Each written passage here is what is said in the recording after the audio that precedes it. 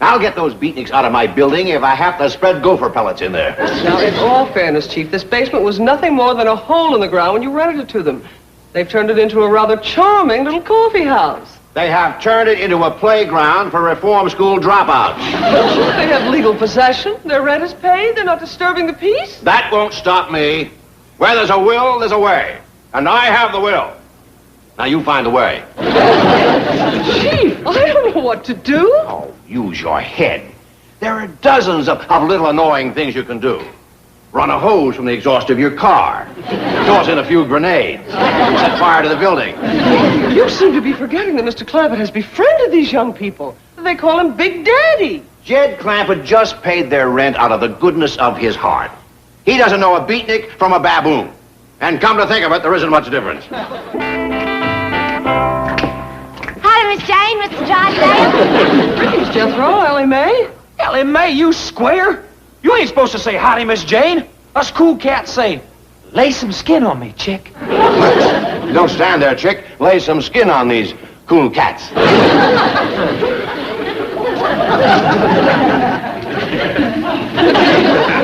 Say, that's quite a handsome beard, Jethro.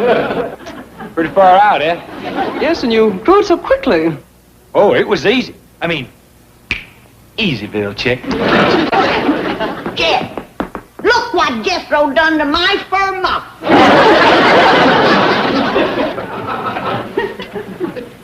Now, what do you want to do a thing like that? Don't ask me. Nothing makes any sense what he does since he took up with them nutnicks. Granny, I think they is called beatniks. Beatniks, nutnicks, they all act like they was behind the door when the brains was handed out. You didn't think so last night when we was playing music for their dancing. I thought they was dancing till the lights come back on. Then I thought they was having fits. Did look for all the world like they had an itch they couldn't scratch. Well, Jed, what are you going to do about my Sunday go-to-meeting skunk-dyed muskrat muff? I'll go have a talk with Jethro. He ain't here. And if he was here, you can't talk to him. Nothing he says makes any sense. Lay a pizza on me, granny chick. What does that mean? I don't know. But if he says it again, I'm gonna lay something on him, and it ain't gonna be no pizza. And Ellie Mae's pretty near as bad. They's both down to that coffee shop right now, getting into who knows what kind of mischief. Well, Granny, if it'll ease your mind, why don't you go down there and see for yourself what's going on? I can't.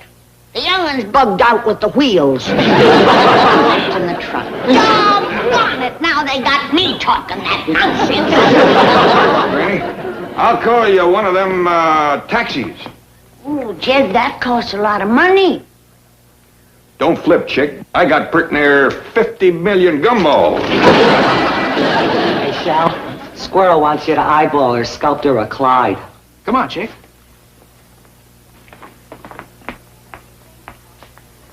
What do you think, Shell? Not bad. But have I captured the real Clyde? Can I look? Not yet. Hold that pose. I see your problem, Squirrel. This is the outer Clyde, but you have missed the inner Clyde. What do you think, chick? Well, I think it looks like a great big mud chitlin. Can I move now? Or split or something? Sure, Clyde.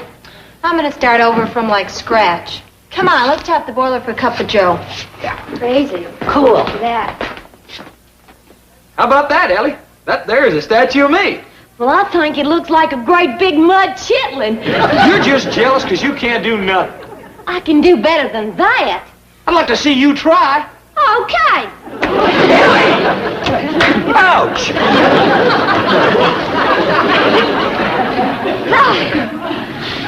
Gee. Hey! Look what Ellie done. Crazy. Cool. It's wild. That is the real Clyde. Inner and outer. It talks. It sings. It wails. Chick, you are the new queen of the clay. You mean it's good?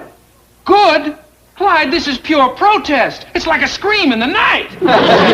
show it to Horace. Yeah. Horace, roll your grapes over this and lay the word on us.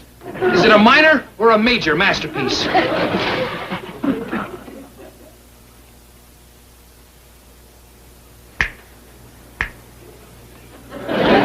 It's a major! Do me next. Oh, hey, Granny Chick, make that old square Ellie split back to the pad. I don't want to hear no more of that goofy talk. Now you get home. You just blew my gig. Now I ain't beat. You ain't home yet.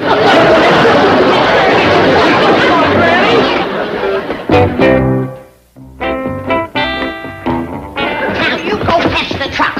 You and Ellie got chores waiting at home for you. Take her, Granny. I want to stay here. You're going too. There's a whole patch of taters to be done, catching and toting, and you've done wasted your time in that goofnick root cellar. I ain't been wasting time, Granny. I've been going to cool school. What kind of a fool school is cool school? It's real groovy, Granny. Well, already today I learned that I'm one of the angry young men. How about that? What you angry about? Well, let's see. Oh, we got questions to ask about life. Like, who am I and where'd I come from and where am I going? Them is angry young man questions. Well, now you're going to get some angry old woman answers. You are Jethro Bodine. You just come out of there. And you're going home to do your chores. Now you go fetch the truck while I get out. Granny, I want to be a cool cat. You'll be a cool cat with warm britches if you don't do as I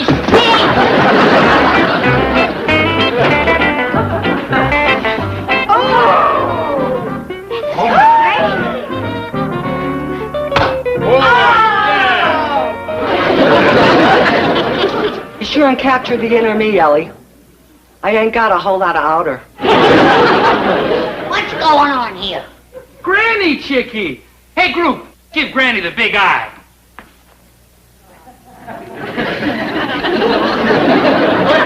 The heck's on me.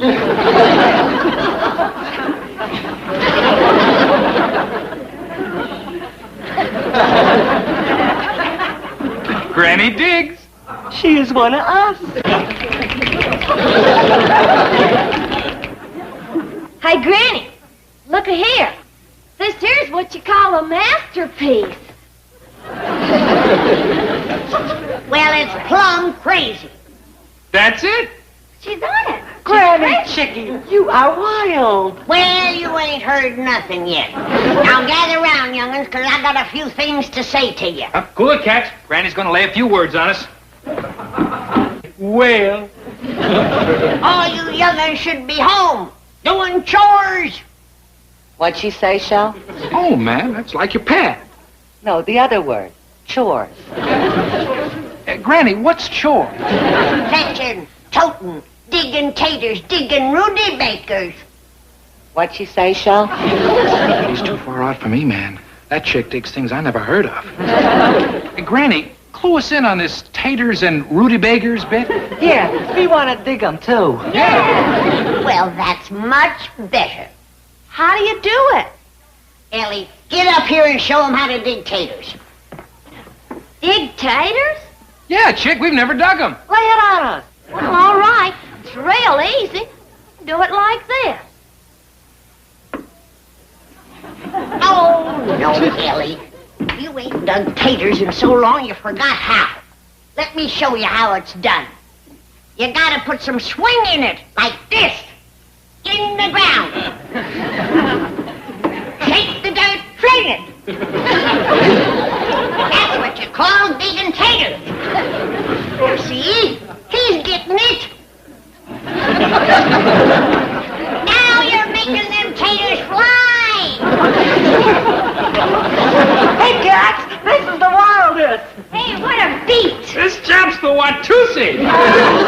Granny, you are the queen chick of all time. What's this for?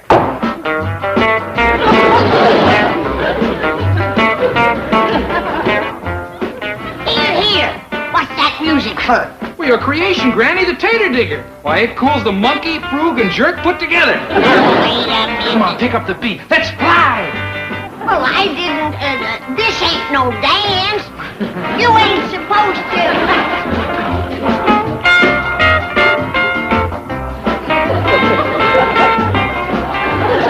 Feels pretty good, don't it?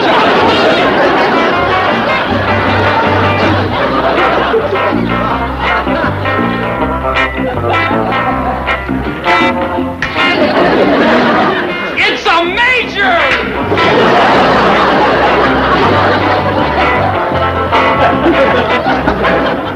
Mr. Clampett, I'm going to come right to the point. Take the bull by the horns. You know those beatniks whose rent you paid? Yeah. I kind of like, huh? Me too. Like another try at the bull? Yes, Mr. Clampett, I'm with you. But a lot of people have been criticizing me for renting that basement to those beatniks. How come? Well, of course, some of them do look like hobos with those whiskers.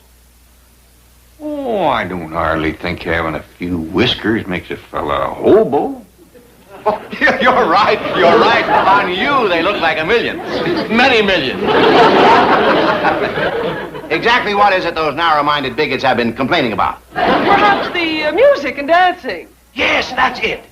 I kind of like music and dancing. And me too. What else do they do? Well, Chief, almost everything they do is dictated by their basic philosophy, which is a protest against our materialistic way of life. What does that mean? Well, in brief, they scorn money. Good heavens, they're dangerous fanatics. So you see, Mr. Clampett, that explains why people are so against them. Not me. I can think of a whole heap of things that's more important than money. Me too.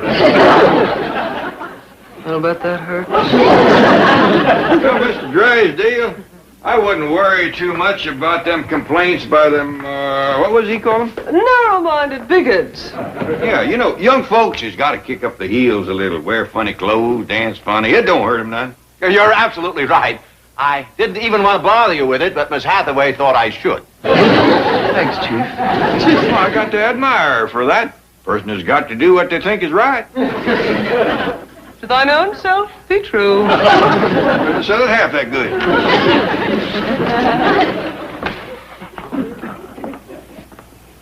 Well, here comes Jethro and Ellie, but I don't see nothing of Granny. Mr. Clampett, doesn't it bother you to see your beautiful daughter coming home looking like that? No, because that ain't my beautiful daughter, that's Granny.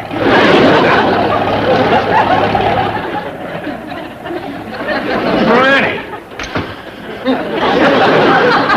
What's the gig, anchor man? Lay some skin on me. Greetings, Chick and Big Daddy.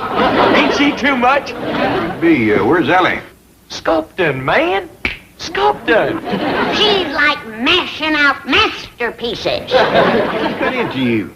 Don't be a square bear, Big Daddy. Fall into some cool threads, and I'll clue you in on the tater digger. What in tarnation's a tater digger? Tell 'em, Clyde. That's a new dance Granny made up. I got these medals for it. Well, I'm splitting out to the kitchen. I promised them other cats that I'd lay some pizza on them. Eyeball you later. Ain't she the swinging end? Mr. Drysdale, you know them beatniks we was talking about? Yes. Let's talk some more.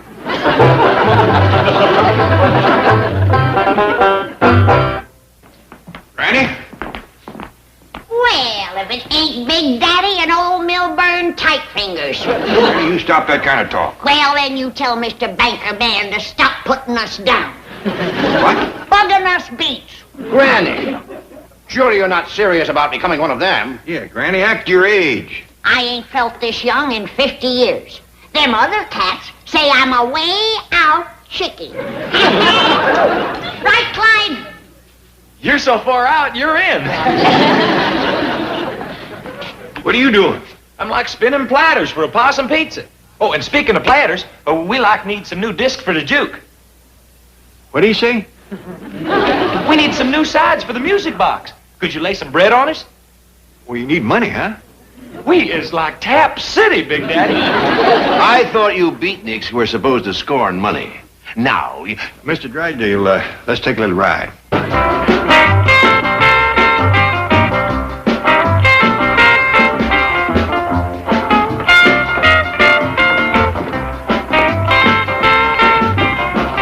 Big Daddy! Hey, howdy, Mr. Epps, Miss Squirrel. How about this wild gig Granny Chick laid on us? It's wild. Come on, Big Daddy, swing in and I'll show you how to dig taters. I was digging potatoes before you was born. Ooh. Easy. Come on, dig. Not right now. I'd like to have a few words with Mr. Epps here. Lay 'em on me. Well, can we go outside? I'd like to lay him on you where you can hear him. Daddy, your slightest wish is my creel.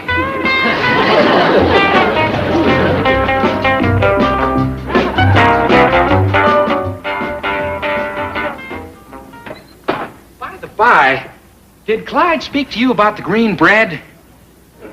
What? The lettuce we need for the new discs. The records. Oh, yeah. I brung some lettuce. Oh, Daddy, that is the whole Imperial Valley. Yeah. Now, I'd like to talk to you for a minute about the Granny. Oh, that chick is the cool end. She comes on like Buster's gang. I suppose there's some way we could, uncool her, so to speak. Oh, no, Daddy. Once you've tasted the joys of outer Bohemia, you never go back to Squaresville. Too bad. That's just where I'd like Granny to go, and I was kind of hoping that you would, help me get her there. Oh, man. Ask me anything but that. For Sheldon Epps to square a cool would be like to betray the cause to which I've sworn undying devotion. High treason. I see. Well, looks like I've been dropping my hook in a fished-out creek. Drop it again, Daddy. There's a big trader eyeballing your bait.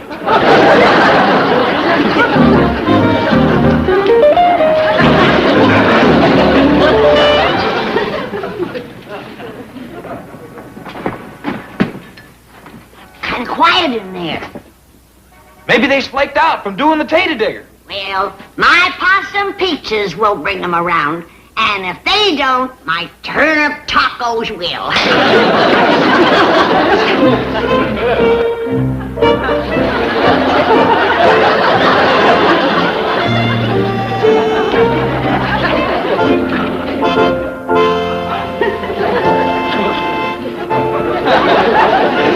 Why, we done fell in the wrong hole. This here is Squaresville. It's Cube City. How do you do, Granny? Jethro? Shelly, baby, what gives? You done blew your cool. I beg your pardon? You shaved off your beard. Yes, the management frowns on hirsute adornment, Mr. Bodine. My name is Clyde. Yes. One moment, I'll see if I can get you a table. Mr. Burgess? At your service. Wiggy, baby, where's your cool threads? What did she say, Mr. Epps? Friends. I believe that's one of those vulgar beatnik expressions. Would you please try to find these people a table well to the rear? Their unkempt appearance might lower the tone of our establishment. What am I gonna do with the pizza and tacos? Leave them here, please. You will be served fruit punch and ladyfinger surprise at your table.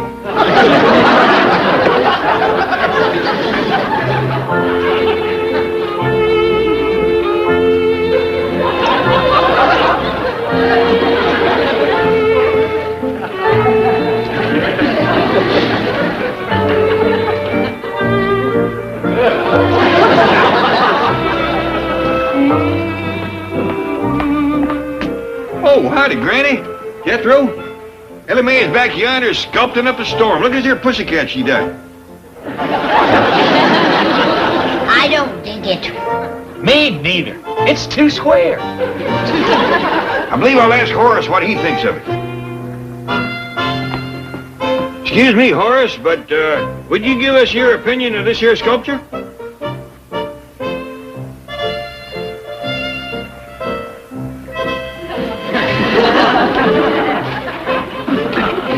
I find it remarkably lifelike.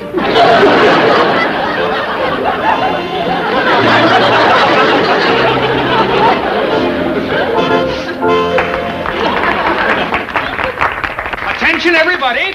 One more waltz, and then we are going to play charade. Come on, Clyde, let's split. You got a gift for it.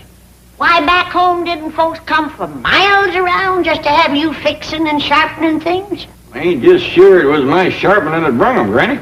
What you mean? Well, you used to let 'em heft the jug whilst they was waiting. And I don't know which they like better, the edge they got from me or the one they got from you. Oh, it wasn't my jug, Jed, that brung 'em. It was your work. Something I miss out here, Granny, and it's doing for other folks. It just don't seem neighborly for us to keep to ourselves the way we do. Well, it ain't us that's standoffish. It's our neighbors. They were from the very start. Why, when we moved in here, not every one of them lifted a finger to help us. But they didn't know we was moving in, Granny. Since then, every single one has offered to help us move out. Well, I've got taters to peel and fat back to slice. If you can do for these Beverly Hills folks, you got me beat. Well, it won't do no harm to try, Granny. Might even do some good. I'm getting lazy as old Duke there. He's so lazy, he's got to lean up against something to bark. I noticed you laid a bed late this morning. Yeah, must have been better than 5:30. Well, a man has got to keep busy, and the best way I know is doing for others. What you got in mind? Well, I thought I'd take my grinding wheel and some tools, go around the neighborhood and see if anybody had any knives they wanted sharpened or any fixing done. You won't get past the front gate. Our neighbors are high society folks and movie stars. Well, they got to slice their fat back same as everybody else. All right, go and find out for yourself. Duke? Come on, Duke. We got to commence making ourselves useful. I got a notion folks are going to be real glad to see us coming. Stop that racket out there.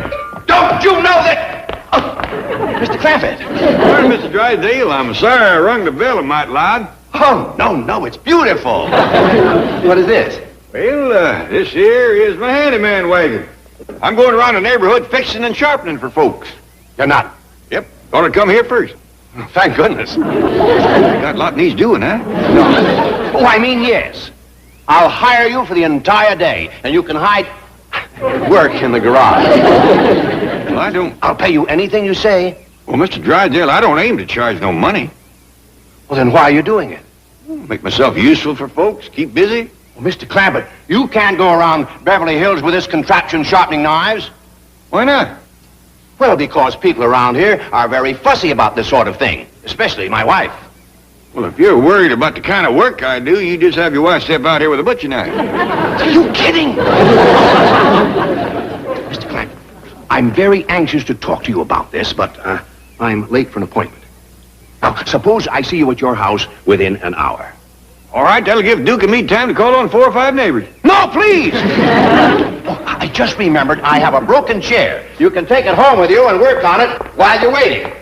Well, if it ain't broke too bad, I can fix it right here. Just a moment.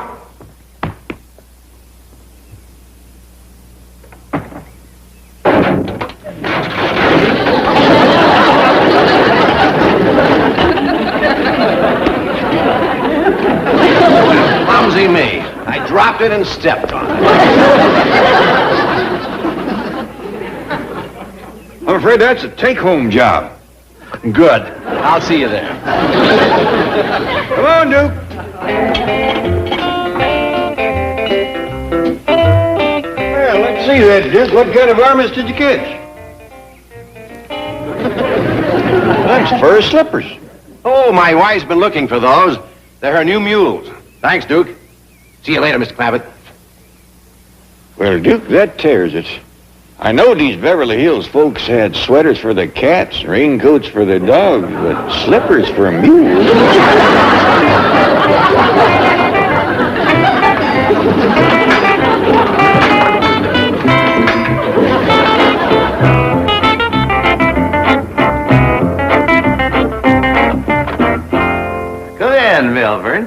Yeah. Sorry to be late, John. Just as I was leaving home, Jed Clampett dropped by. Oh, he's unhappy with your bank again? No, he isn't, so stop drooling. As a matter of fact, he dropped by to see if he could do anything for me.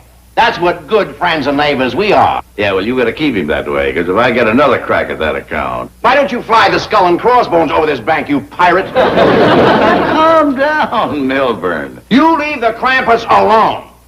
Now, you call somebody in here to act as witness. We've got these loan papers to sign. Send that new girl in, will you? Oh, sit down, Milburn. Relax. Here, let me take your hat. Nothing doing. It might fit you. You are a nervous man, Milburn. You better take up a hobby. Here, let me show you what mine is. That's fine for you, but I happen to be married. Oh, not the girl. I'm talking about the ship and the bottle there. That took me 3 years to build it. Wonderful therapy. Never mind that. Let's get these papers signed. Miss Graham. Miss Graham, this unpleasant gentleman here is Mr. Drysdale of the Commerce Bank. Hi. Hello. I'm sorry I was a bit gruff, but I'm a very busy man. I have a lot of problems on my mind. Oh. Now, we have some loan papers here that need your sweater. Sing it.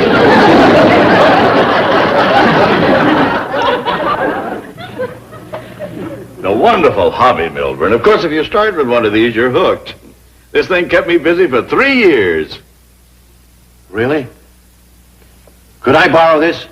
Well, sure. This might be just the thing I need to calm my nerves.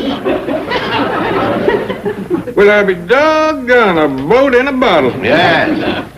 You see, Mr. Clampett, I've been giving a lot of thought to your problem of keeping busy. Now, a friend of mine had the same problem. He solved it by building this boat. How'd he get it in there? He built it in there. It took him 3 years. He could have built it a lot quicker outside the bottle. Yes. He wanted to build it in there. Why? It's his hobby. How's he going to get it out? He doesn't want to get it out. How's he going to sail it? It won't. It's just to look at. Be easier to look at outside the bottle, wouldn't it? Yes, but Seems to me he wasted a boat and a bottle. think of all the absorbing hours he spent. Yeah, he wasted them too. Well, he didn't consider it wasted. He wanted to do it. Why? It's his hobby. Howdy, Mr. Drysdale.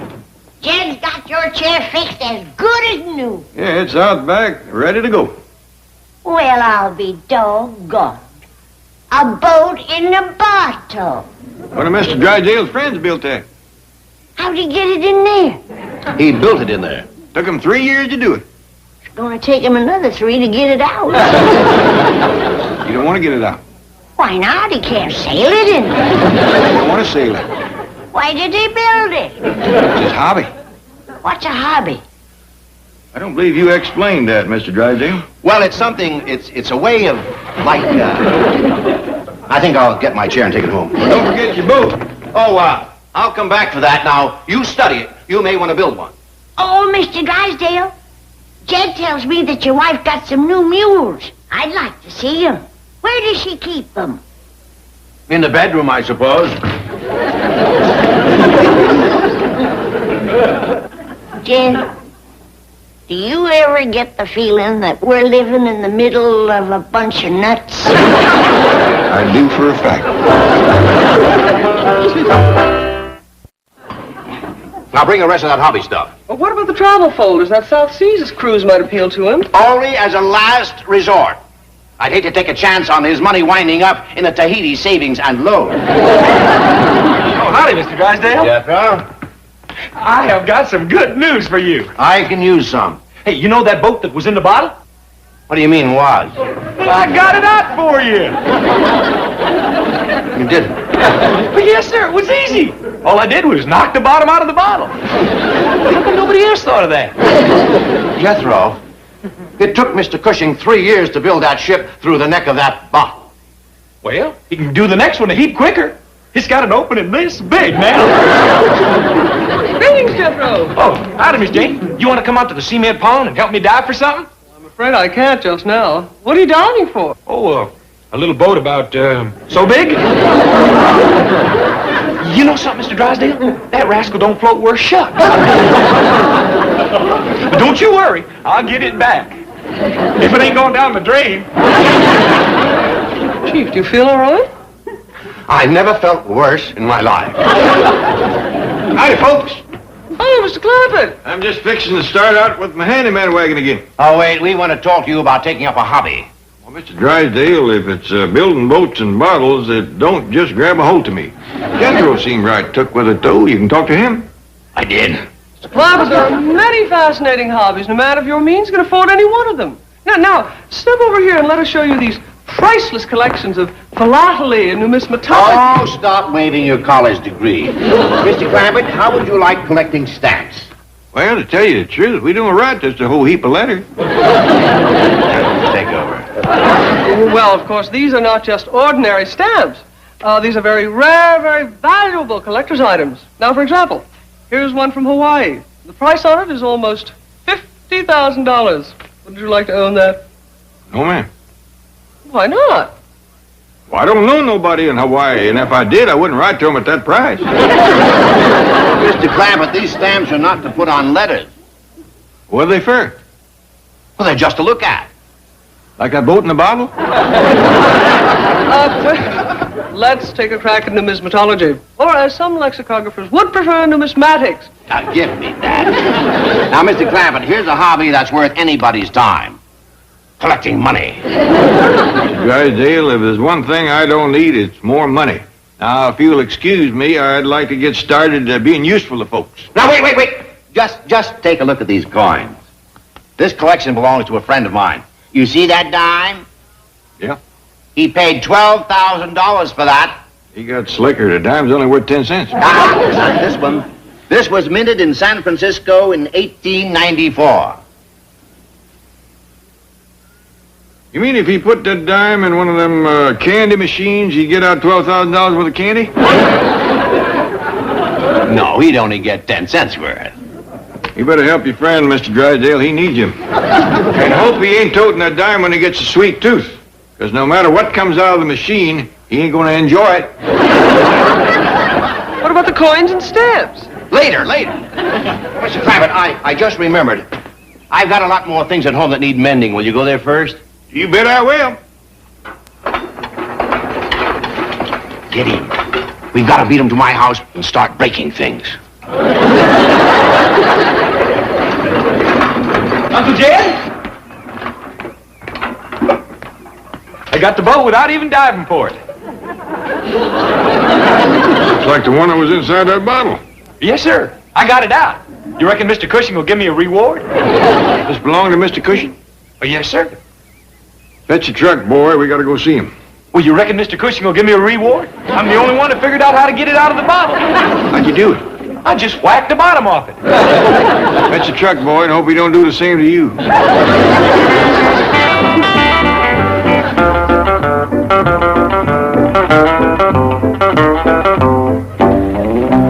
Jethro did it, huh? Yes, sir, but the boy's here ready to take his medicine.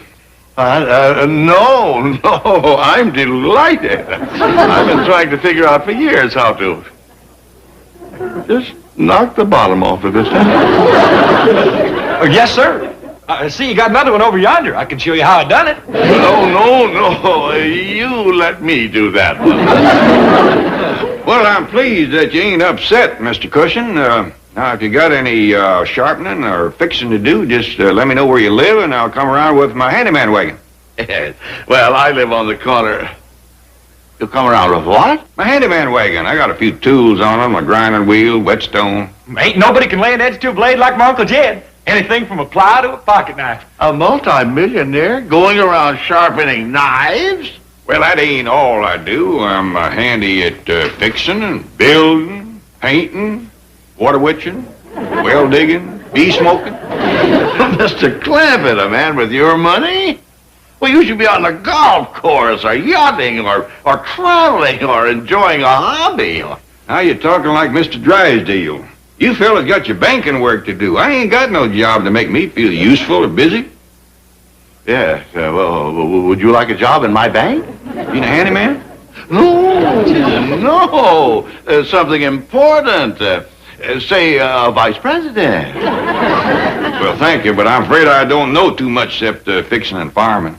Well, that's what you can be vice president of, is fixing and farming. At a bank? I thought you fellas just mostly loaned out money. Yes, well, that's right. Yes, you could loan money for fixing and farming. You need somebody like that? Mr. Clampett, would you believe it? I don't have one single man looking out for the farmers in Beverly Hills. I'll do it. Wonderful, wonderful. Jethro, come over here and congratulate your Uncle Jed. He's my new vice president. Excuse my left hand, Uncle Jed.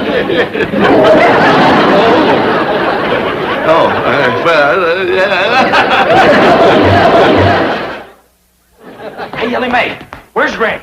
She's out back yonder hanging up the wash. Sit down with Cousin Bessie here. Bessie, you already got better manners than some folks around here. Put me down, you big lummox! Put me down! Wait, hear the news I got, Granny. Get me off this table. I need bills. Help me up, you big dump. Pay no attention, Bessie. Go right ahead with your tea. Get that monkey out of my kitchen. Granny, listen. Uncle Jed has done been made vice president of Mr. Cushion's bank.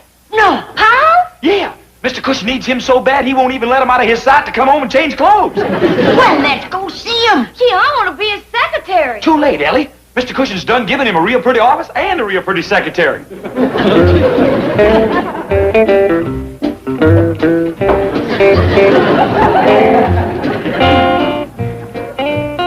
Is there anything I can do for you, Mr. Clampett? Oh, no, thank you. Anything I can do for you? Oh, no, you sit down. You're a vice president. My job is to be helpful and see that you're happy. Mr. Cushion. Well, how's everything in my new farm loan department? Well, I ain't loaned no money to no farmers yet. Oh, well, that will take time. They don't know you're here. I better get out and go around and see them. Oh, no. You stay here and get acquainted with our fine organization and personnel. How is Miss Graham? Everything you expected? Oh, more. Well, good. Well, her instructions are to make you stay here at the Merchant's Bank. That is to make your stay here at the Merchant's Bank as pleasant and as rewarding as possible. Well, I'm right obliged to you, Mr. Cushion, for giving me this job. I just hope I can do you some good. Oh, you can. Now, here is some bank literature that you might look through. How did that deposit slip get there? But of course, might as well leave it. It might come in handy. I'll look in on you from time to time, and welcome aboard. Ellie Mae, where's your father? All right, Mr. Drysdale. Sit down and have a cup of tea. Well, I can only stay for a moment. Where is your father? I've got a whole house full of broken furniture and dull knives waiting for him. Oh, I don't do that kind of work no more, Mr. Drysdale. He's vice president of Mr. Cushion's bank. What? Yes, sir. This sure has been our lucky day. Jethro got the boat out of the bottle, Paul got a job, and Granny found a whole bunch of pocket change in the front hall. Oh, no! Granny! Granny! Just a moment, madam. Unless you have an appointment, you can't see Mr. Clampett. I can, too. He's sitting right there. It's all right, ma'am. This here is Granny. Granny, this here is my secretary, Miss Graham. Howdy, Miss Graham. Have a candy bar. Found a bunch of dimes, and I've been giving that candy machine fits.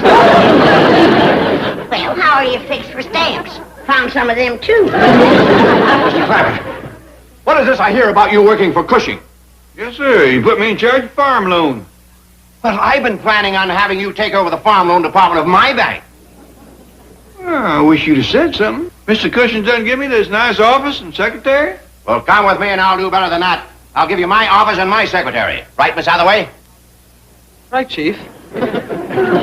I'll do better than that. I'll give you my office and his secretary. Oh, no, you won't. Miss Graham stays here, and so does Mr. Clampett, I hope. Nothing doing. He's coming with me. He stays here. Grab him, Miss Hathaway. Throw him out, Miss Graham. Now, hold on. I wouldn't want to be the cause of two old friends scrapping. Then don't work for that pirate. You call me that once more, and I am going to lose my... Mr. Cushing, Mr. Drysdale, I reckon there's only one way to settle this. I ain't gonna work for neither one of you. What are you going to do, Jed? Something I know how to do. Come on, Granny. Wait, Mr. Clampett. You're not going to push that grinding wheel around the neighborhood. Nope.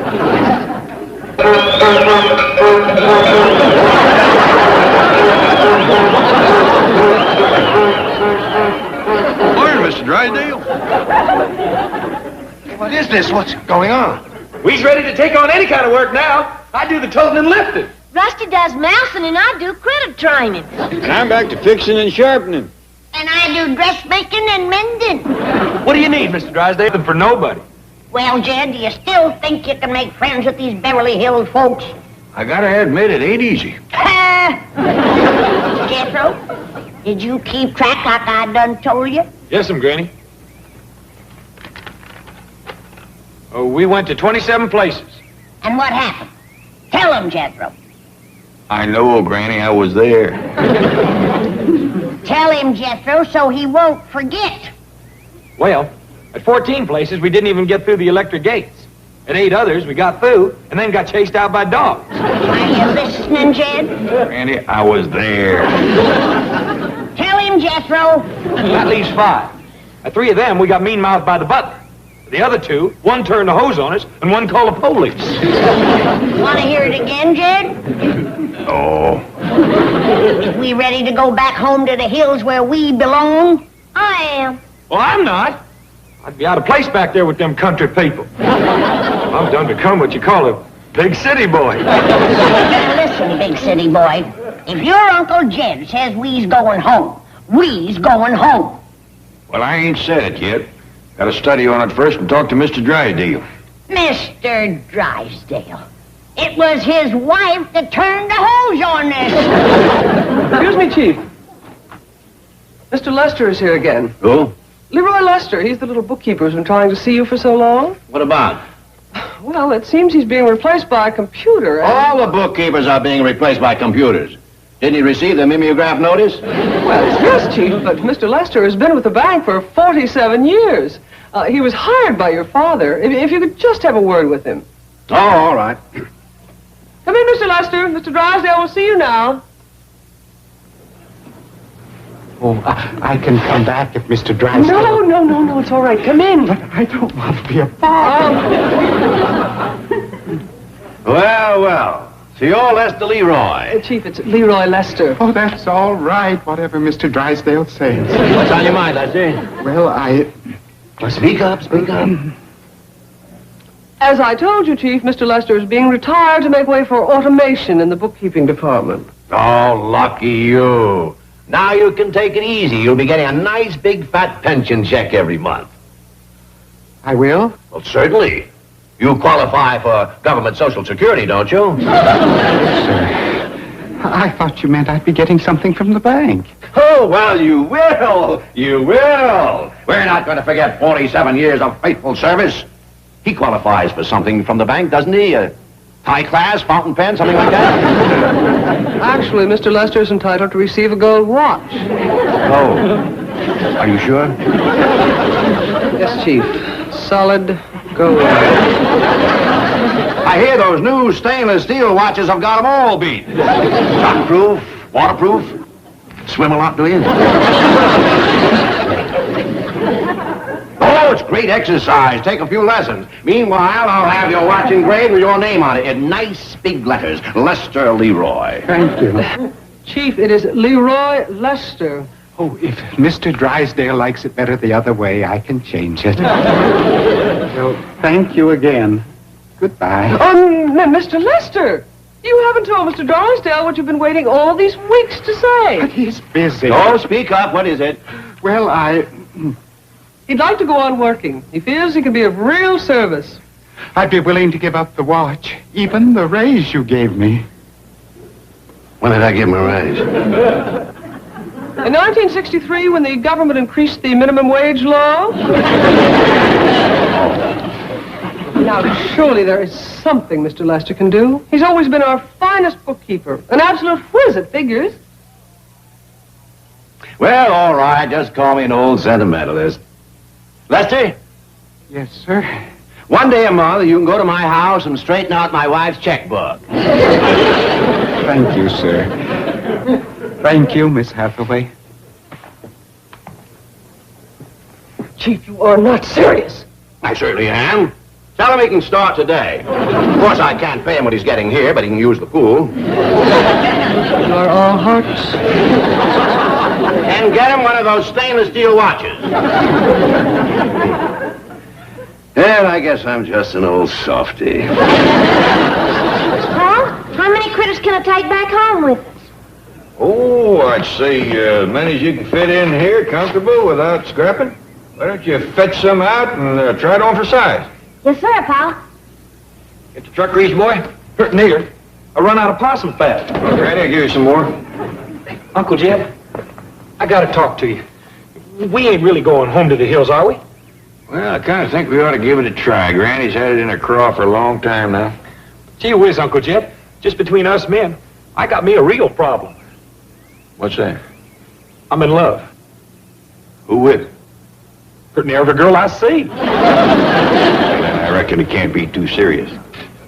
But there are 4 or 5 girls that I'm desperate in love with. In fact, I done asked them to marry me. All of them? Yes, sir.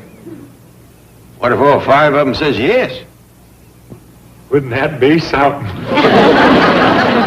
Yeah, that'd be something, all right. Appears to me like this might be a good time for you to get out of town. Hi, Mr. Lester. Oh, hello, Miss Trigo. Where are you going? Oh, up to Mr. Drysdale's house.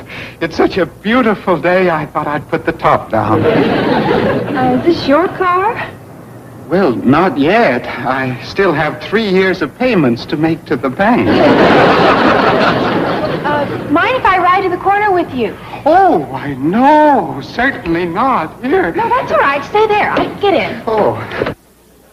Hey, Pa, we got company. Yonder comes a car up the driveway lickety-split. Ain't that queer? You can't even hear the engine running.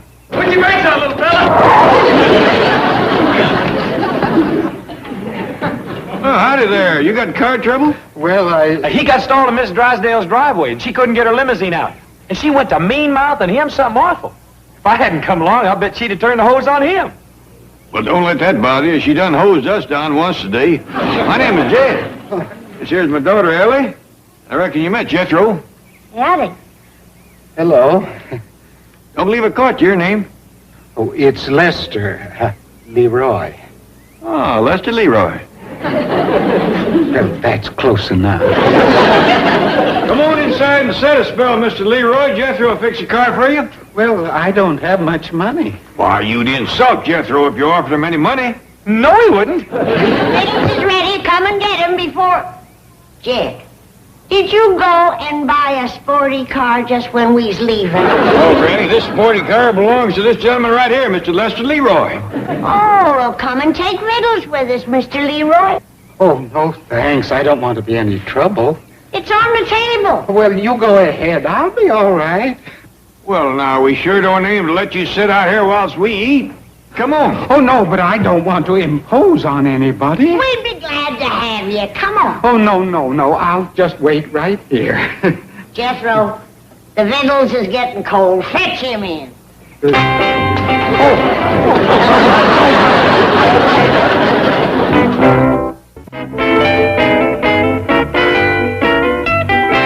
You rang, Chief? I sure did. I want an immediate audit run on the books of that little playboy embezzler, Leroy or Lester, whatever his name is. Playboy embezzler. Poor mousy little Mr. Lester. I'll tell you how poor he is. He has one of those expensive hobbies going. What's that? Restoring antique automobiles. Chief.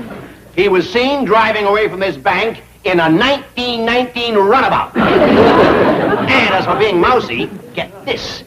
He took that beautiful Miss Trigo with him. Or perhaps he needed some help with your wife's checkbook. Ah, that's a laugh. I talked to the butler. He never even got to the house. If you ask me, he and his sweetheart are headed for Mexico. Mr. Lester is old enough to be Miss Trigo's grandfather. And rich enough to be her sugar daddy. No wonder he didn't want to retire. He's got a gold mine here. and he's been working the claim for 47 years. This is all too incredible to believe. Oh, yeah? Well, you order that audit and alert the highway patrol. Ooh, I'll bet right this minute that Pee-wee playboy is sitting at some resort hotel stuffing himself with caviar and champagne. Have some more grits and jowls, Mr. Leroy. Thank you. I've already had one helping. Have another. Well, it is awfully good. I don't know when I've had so much delicious food. Well, you ain't hardly had enough to feed a baby bird. Don't you eat this good at home, Mr. Leroy? Ellie, that ain't no kind of question to ask. I reckon ain't many people eat this good. Let me give you some more of these pickled crawdads. Well, just a few. I'm not used to so much rich food, you see. I usually have just a half a can of beans for lunch. What do you have for supper? The other half. That ain't it. Well, you see, my landlady won't allow me to cook in my room. Why don't you move out? I don't think she'd let me. Oh, not that I'd want to. You see, I get my room for $2 a week. That kind of money, you can't even cook? No, sir. At that price, they ought to throw your meals in. I'd move if I was you. Well, now that I'm not working, I guess I will have to find some place less expensive. Speaking of working, I best get busy on Mr. Leroy's car. Can I please be excused? Sure, boy. Please don't bother. Oh, I don't mind. Ellie can help me. Come on, Ellie. She can lift the car while I crawl under. Now, hold on. That kind of work ain't for girls. Jethro, you lift and let Ellie crawl under. There's no question about it. He's headed for the border with my money and Miss Trigo. What? We have Mr. Lester's file. Good. I'll keep you posted. Well, where is it? Would you bring in the file, Miss Trigo? Here are, Miss Hathaway. I thought you were on your way to Mexico with Lester. No, Mr. Drysdale, he dropped me at the corner. Exactly what you can expect from his kind. By now, he's probably picked up some senorita. Trigo agrees with me that Mr. Lester simply could not do these things. Fooled you too, eh? Would you like to hear about his antique car? You bet. That car was purchased new by Mr. Lester in 1919 at a cost of $550. In fact, your father arranged for this bank to finance it. Good old soft-hearted dad. I bet he even gave the scoundrel easy payments. Very easy. He's been making them for 46 years. And he still has 3 years to go. You get back to your desk. How you doing, young'uns? Got the car fixed? Well, not yet, Paul. You know, I'm about of a notion that little fella needs fixing more than his car. What you mean? Well, turns out that we had his name backwards and he didn't have the gumption to tell us. He is right skittish. I believe that a good-sized bunny rabbit could face him down. Reckon there's a way to help him? I hope so. I sure would like to get a little starch in his spine before we leave town. You mean to tell me that after 47 years they's given your job to a machine? Well, I don't blame them, really. I'm getting old. Nonsense, you're in the prime of life. My age. But I'm not as fast as the machine, especially with this rheumatism in my hands. Rheumatism? Mm-hmm. I got medicine that'll fix that. Don't bother. I got it right here.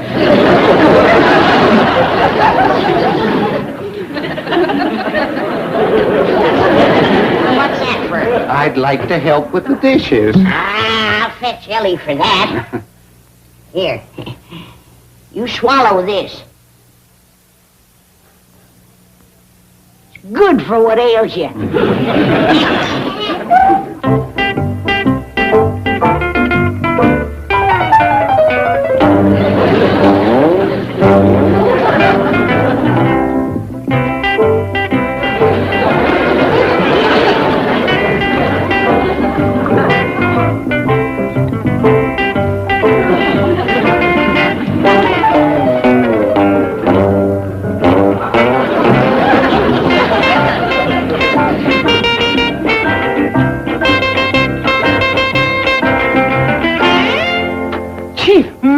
Lester's calling you. They caught him, eh? Oh, Mr. Drysdale, Yes? I have a message for you. Well, let's have it.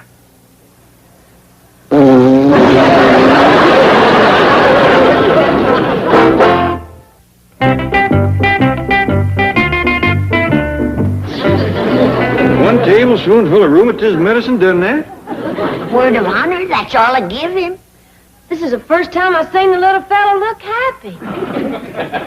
He's grinning like a baked possum. Well, let's get busy and load up the truck. We got a long trip ahead of us. Well, what we gonna do about Mr. Lester? Yeah, suppose he's still sleeping when we's ready to start out. Well, just lay him out front on the grass. On the grass with rheumatiz? I'll leave a jug alongside of him. For a week or so, he won't care where he is.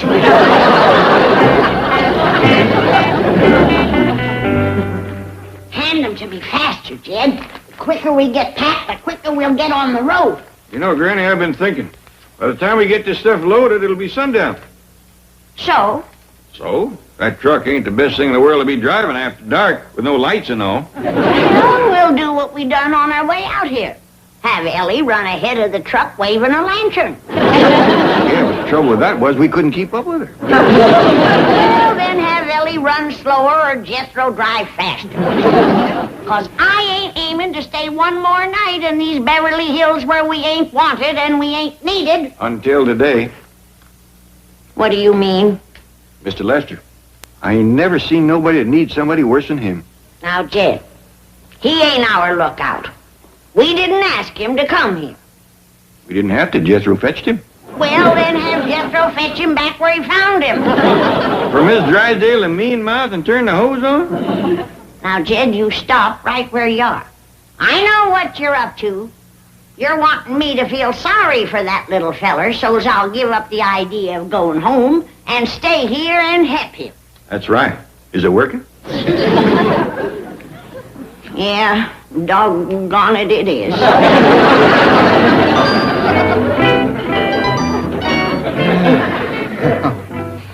Oh, my goodness. Where am I? What happened? Well, you fell asleep. Those dogs. Well, don't be scared. They's your friend. My friends. Well, show 'em, fella. They actually seem to like me. Of course they do. That's 'cause you're a nice man. Dogs can tell. Oh, my goodness. Oh, you're awake, Mr. Lester. How you feeling? Rheumatiz gone? Oh, yes, I feel wonderful. Ellie, get your critters out of the parlor. Well, Hiram ain't mine no more. He belongs to Mr. Lester now. Oh, no, really, my landlady won't allow me to have a dog. I will, too. What? What Granny means is that she'd like to be your landlady for a spell. Me? Stay here? Be mighty proud to have you. Oh, you would, really? Yeah, say you'll stay, please, Mr. Lester. Oh, but I've never... I couldn't. Yes, I'll stay. I'd like very much to stay.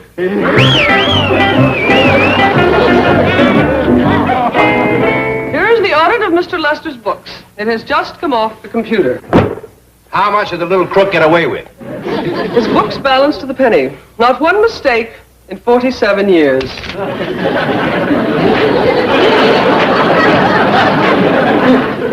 I don't believe it. Feed it all through the computer again. I'm afraid that's impossible. As it printed its last digit, it blew up. I told Mr. Lester it was overworked. The computer people say it will take several weeks to repair. You mean I have no bookkeeping department? That's about the size of it. Well, we've got to locate Lester. He's the only one that can handle the workload. It so happens he's waiting to see you now. Oh, bring him in, bring him in. Come in, Mr. Lester. My favorite bookkeeper, Lester Leroy. Mr. Drysdale, my name is Leroy Lester. Of course. Now get down to your desk and get to work. But I don't... Now, I'm willing to forget everything that happened. You get your old job back with no cut in salary. And I'll even refinance that car again. Make those payments easier. Mr. Drysdale, I'm taking an extended leave of absence. You see, I haven't had a vacation in 47 years. But you can't afford one. Oh, yes, I can. I'm staying with friends. You haven't got any. Where are you, Leroy? In here, Jed.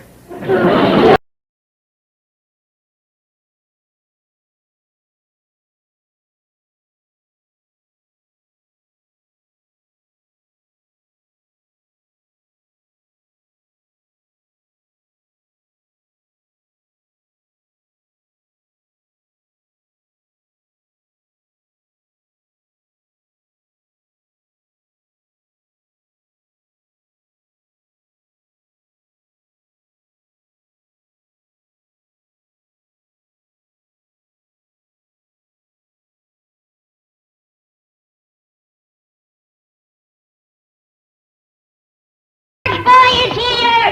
Come on, Ellie Mae! Luke Short's boy is here! Yeah, busman's come in early. Don't keep your husband waiting, Ellie Mae! Husband?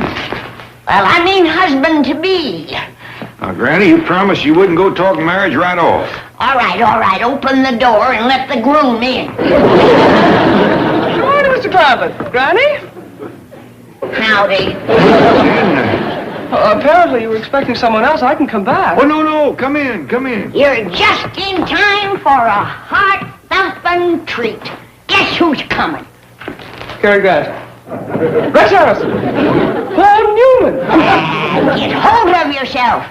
It's Luke Short's boy. Who? Come to think of it, Granny, I reckon Miss Jane ain't ever seen Luke's boy. Well, you heard of him, ain't you? Well, I'm afraid not. Tell me about him. Well, first off, his pa owns a general store back home. Oh, yes, I've heard you speak of Luke Short's general store. Is this Luke Jr.? Well, his given name is Beauregard, but everybody calls him Bo. Luke had 13 youngins, and Bo was a pick of the litter. Prettiest baby I ever did see. Had yaller curls all over his head. I remember when he was a boy, his pa used to cut his hair, the girls used to crowd around and scrap over the clippings. His pa had to take him out of school 'cause the girls couldn't keep their minds on their studies. And he went to clerking in the store, and Luke's business just doubled. On Saturdays, you couldn't get close to that store for the mamas and the daughters. He used to come from 40, 50 miles away. More than that if they had a ride. No two ways about it. Luke Short's boy was always looked on as a catch of the heels. A son-in-law you can be proud of, Jed. He's here to marry Ellie? Now, Granny, I ain't heard a word about that, and it ain't fair to get Ellie all steamed up over something that might not happen. They're here! Ellie! Come on, Jethro's back with your husband! Goodness, I'm quite nervous at the prospect of meeting this extraordinary young man. No need to be, Miss Jane, because in spite of all the fuss that's been made over him, Bo's managed to keep both feet on the ground. Uncle Jed! Granny! He's here! Come on in, Bo! Howdy. Howdy, Bo. Good to see you. Thank you, Mr. Clampett. Oh, you old heartbreaker, you! How are you? Hi, Granny. This here's Miss Hathaway. Howdy, Miss Hathaway. How do you do, Mr. Short? Well, everybody in the parlor. I'll fix some cold cider. I'll get Bo's suitcases. I'll do that, Jethro. You put the truck away. Yes, sir. Well, how was your trip? Your first visit here? Don't you care to talk? I'm sorry, ma'am, but for all I know, you might be one of them Hollywood sirens. Paul warned me not to answer no questions, 'cause that's how they find out where you carry your money. I assure you I am not a Hollywood siren.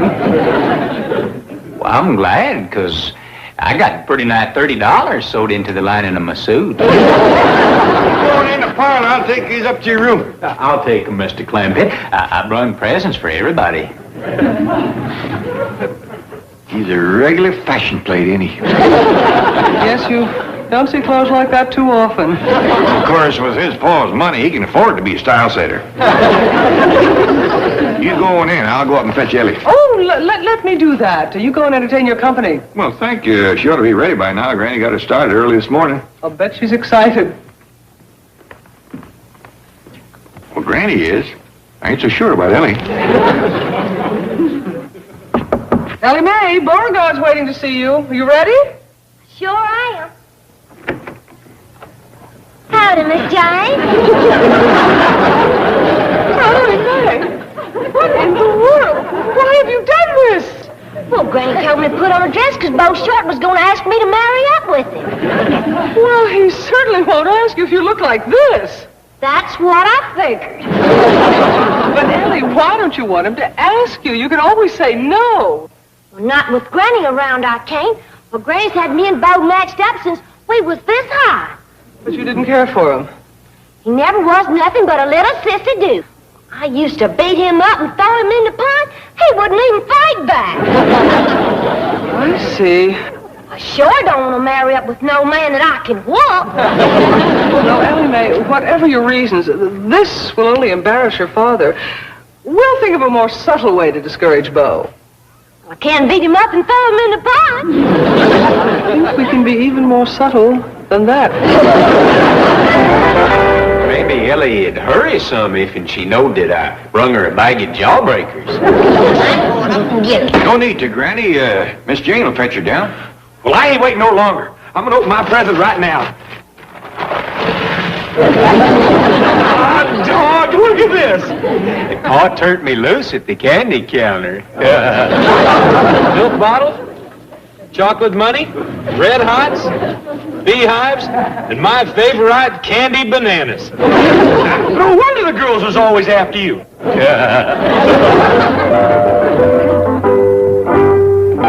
Now, believe me, Ellie, he'll be much more frightened of you this way. Now, remember, you're a Hollywood siren. I'll do my best, Miss Jane. Here's Ellie. Now, come on, let's leave these young'uns alone. What's the matter, Bo? I just swallowed a jawbreaker. Ellie Mae, you've changed. Have I, Bo? Yes, ma'am. You ain't the girl I was expecting to see at all.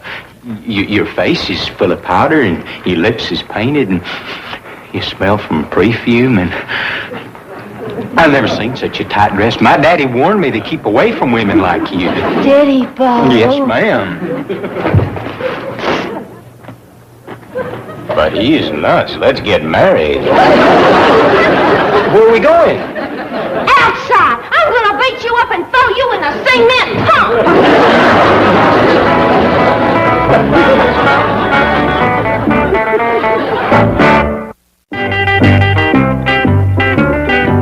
Well, son, when's the wedding gonna be? Granny, I've been wondering, do you think Ellie really wants to marry me? Well, of course she does. What made you ask? Well, if you hadn't have stopped her, she was going to beat me up and throw me in the pond. I never did like him, and I don't like him now. He ain't nothing but a sissy dude. I'm gonna beat him up and throw him in a pond. That ain't gonna do nothing but get Granny mad and Bo wet. Mr. Clampett, since I feel that I am in large measure responsible for this situation, I am ready to throw myself into the breach. What you mean? Well, when Mr. Short first met me, he assumed, mistakenly, of course, that I was a Hollywood temptress. Suppose I play on that theme and lure him away from Ellie. Well, that's mighty nice of you. Once you got him, what would you do with him? Ah, yes, there's the rub. But we've got to get Ellie out of this somehow. Well, let's start by getting her out of that dress. The more Bo sees of her looking like that, the harder our work's gonna be. I know just the dress to put on. Good. Hey, Ellie, them biscuits you made this morning was just great. Well, thank you, Jethro. Look at this rascal. I hit it dead center with 6 shots and didn't even chip it. Where you going, boy? I'm going to ask Bo if he wants to do some target shooting. Well, why don't you stay here and visit with Miss Jane? Where's the rest of Ellie Mae's biscuits? Oh, Granny hid him under the sink. She's gonna bury him later. Ooh, they sure are scrumptious looking. And the rest of her cooking is just as good as her biscuits.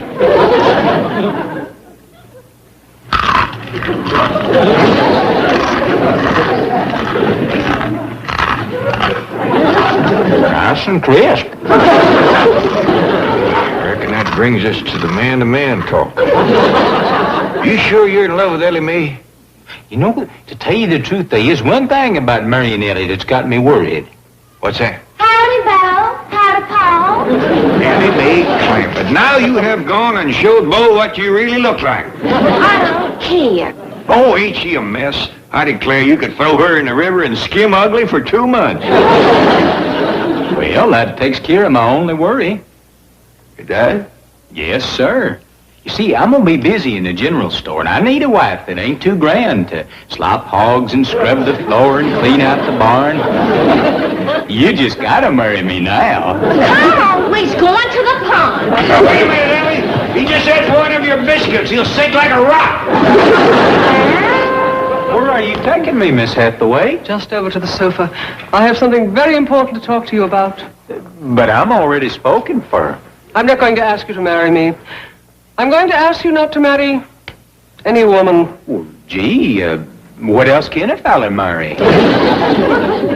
Oh, once in a blue moon, a man comes along who's the answer to every woman's dream. Her secret love, Mr. Ideal. Bo, you are such a man. I am? Yes. You're too good for any one woman. You belong to all women everywhere. I do? Yes. As long as you're free, they can have a dream. Don't break their hearts. What'll I do? Fulfill your destiny. Be a man of the world, a Prince Charming to all the lonely Cinderellas. Be the sweetheart of 1,000 women. Gee, I'm gonna need a bicycle. Hey, Bo, you ain't really gonna marry up with my dumb old cousin, are you? No, he isn't, Jethro. He's going to be a man of the world, a sophisticated international playboy, aren't you, Bo? Well, I'd hate to break all them women's hearts. It sounds like more fun than getting thrown in the pond, only I don't know how to be a sophisticated international playboy. Heck, fire! I can learn you. You, Jethro? I mean, you, Jethro, of course. What better teacher? Come on, Bo. What do we do, Jethro? Well, we go into town and we stand on the corner and we get us some girls. Is it that easy? It is when you got what we got.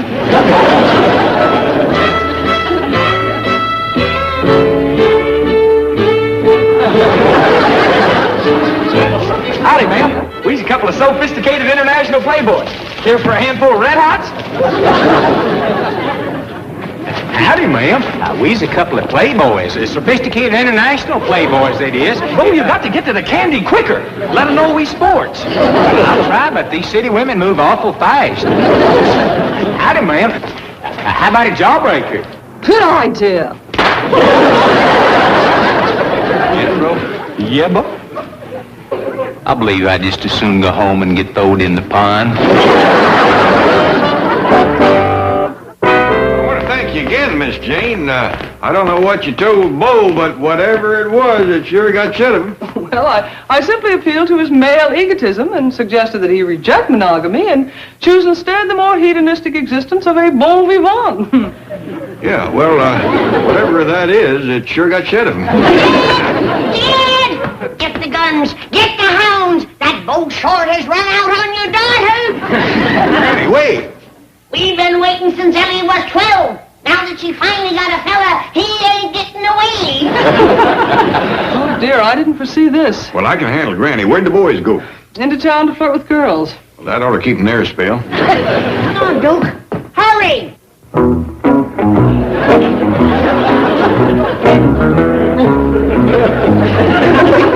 Get up, you lazy bag of bones. We gotta track down that two-legged weasel that is trumped on the family honor. Here, Jed. Here, Miss Jane. Now just shoot to scare him. We want him to be able to stand up in front of the preacher. Well, let's have Miss Jane take her car and look for the rascal in town. Good hunting, Miss Jane. You know what he looks like, don't you? Roger Wilco. I hope she don't bring him back instead. She won't. Now, Granny, you scour the country out back of the house, and I'll cover the other direction. Can I take old Duke with me? My nose ain't what it used to be. Good luck. If I see him, I'll fetch him back. He might be limping a little, but he'll come. What are you shooting, rock salt? No, rice. It stings just as bad and hints at the same time.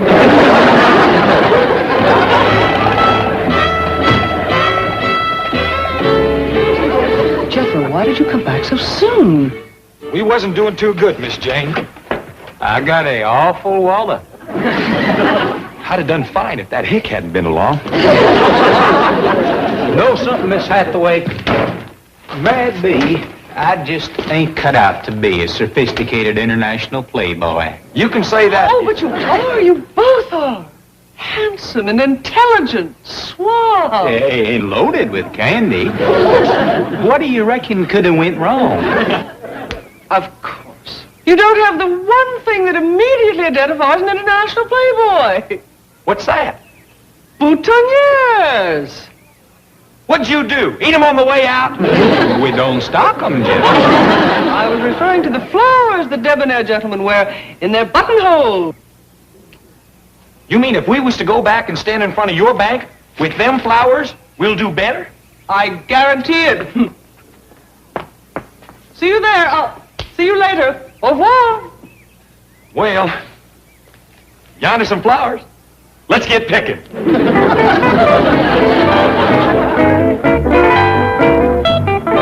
Good. We're in time. Now, you know your assignments.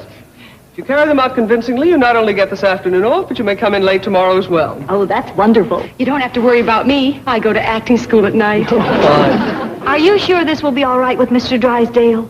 I'll take full responsibility. Besides, Mr. Drysdale is out of town. Here they come. To your posts.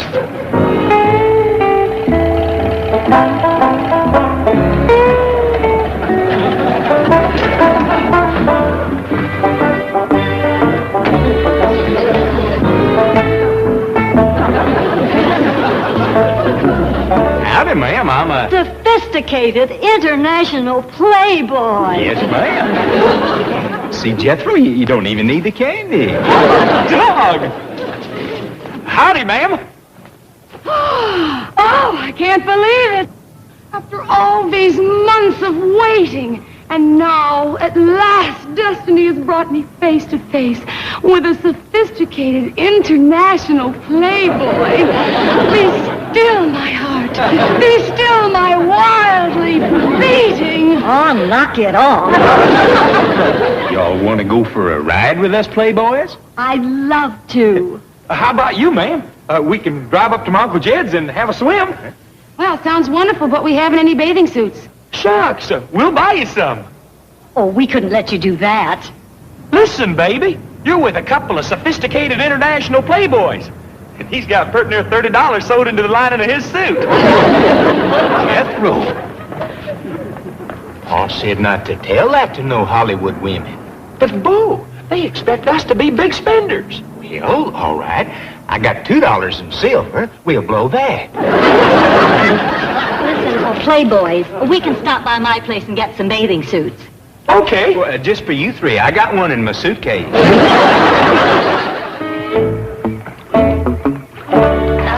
What's that you're wearing? This here's a swimming suit. You're kidding. It's been hanging in Pa's store for a long time, but nobody could afford to buy it. It's a going-away present. He let me have it for half price. I think it's cute.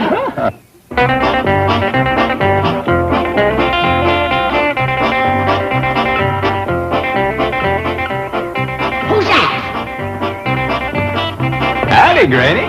Bo shows you miserable two-time varmint. What are you doing with them strange women? Where's your bride-to-be? Oh, I ain't gonna marry Ellie Mae. You ain't? No, ma'am. I'm an international playboy. I belong to all women. Well, I'm blowing off my chunk of your worthless hide right now.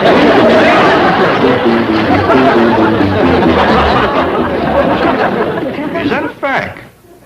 Well, Luke, I wonder how come Bo didn't say nothing. Oh, yeah, I know what you mean. Jethro didn't get seconds on brains neither. Well, no, Luke, that ain't thunder. Sounds more like Granny, but I don't know what she be shooting at. Oh, yes, I do. I'll call you back. You hold him while I get some more rice. He's gonna marry Ellie if it's the last thing he ever does.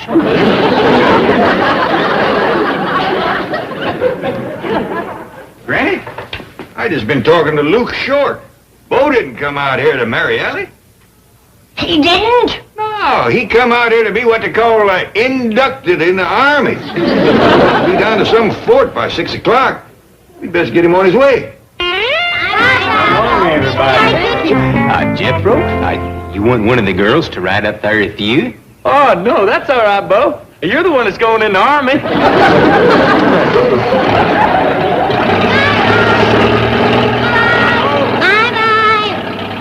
What I want to know is why he had to come all the way out here to get inducted. Well, Luke says the Army couldn't take a chance on drafting him back home. The girls would have rioted. Hello, Mr. Drysdale. Surprise, Milburn. Well, for heaven's sakes, it certainly is.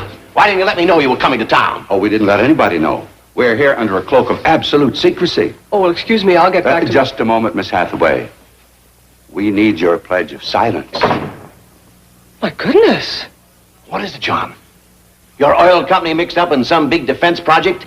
A new secret rocket fuel, is that it? Of course, and you don't want foreign agents to know you're in town. Oh, it's even more important than that. We don't want the Clampetts to know we're in town. The Clampetts? Well, they're really wonderful people, but I'm afraid that hillbilly hospitality is a bit overpowering for a city girl. Oh, that's right. They met you at the plane after your wedding. Yes, that ride from the airport was an experience that Edith still hasn't gotten over. Right through the middle of Beverly Hills on their honeymoon express.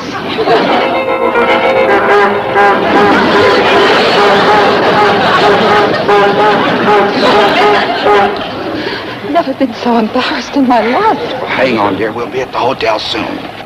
Jethro, that's the hotel just up the street there. But don't stop in front. There's a basement garage. Just make a turn at that alley there.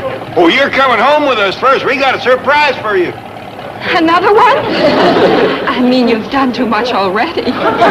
This ride from the airport is something we'll never forget. Jack, that ain't nothing compared to what's waiting for you at home. Oh, here's the alley, Jethro. Just make a...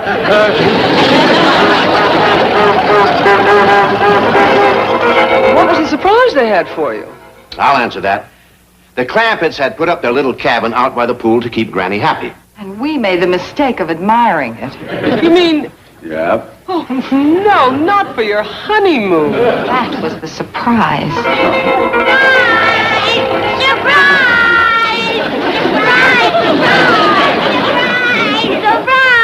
They're surprised, all right. Just look at their faces. Well, anyway, now you understand our cloak and dagger approach. The Clampetts, bless their well-meaning hearts, must not find out that we're in town. Our lips are sealed. Right, Miss Hathaway? Chief, the presence of Mr. and Mrs. Brewster in our city shall henceforth be considered classified information and shall not be revealed to any unauthorized person or persons under any circumstances whatsoever. Why don't you practice saying yes? Well, now that that's out of the way, we come to the point of our visit. Edith and I are going to settle down out here. Really? Wonderful. John's company is opening a West Coast office. And I promised Edith she can build a dream house. I spent my whole life in New York apartments, and this is really going to be a thrill. We've already found our lot, and we'd like your bank to handle the escrow. My pleasure. We're going to be here a week now. Do you think we can keep it a secret from the Clampetts? Of course, right? On my honor, I do hereby pledge... Just say yes. As we're leaving, we'll telephone the Clampetts from the airport and tell them hello and goodbye. You know, dear, it might be safer if we just fly over their house and drop a note, huh?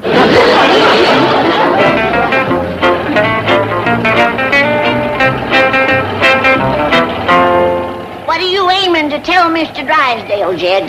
Well, I'm just going to tell him the truth, that we're fixing to move back home, leastways for a spell.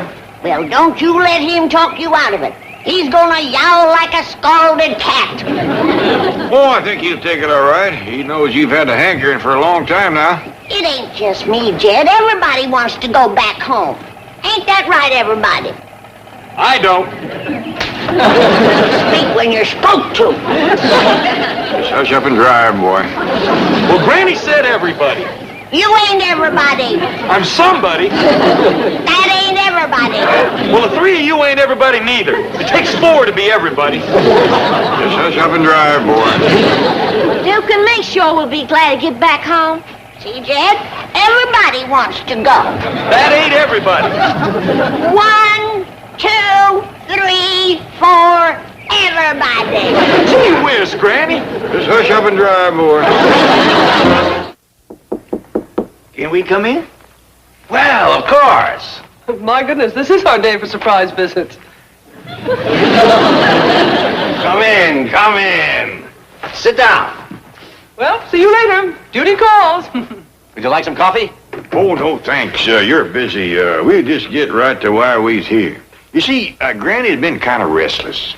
Everybody has. Of course, and I understand. You've been here a long time, no change of scenery. I suggest taking a little trip.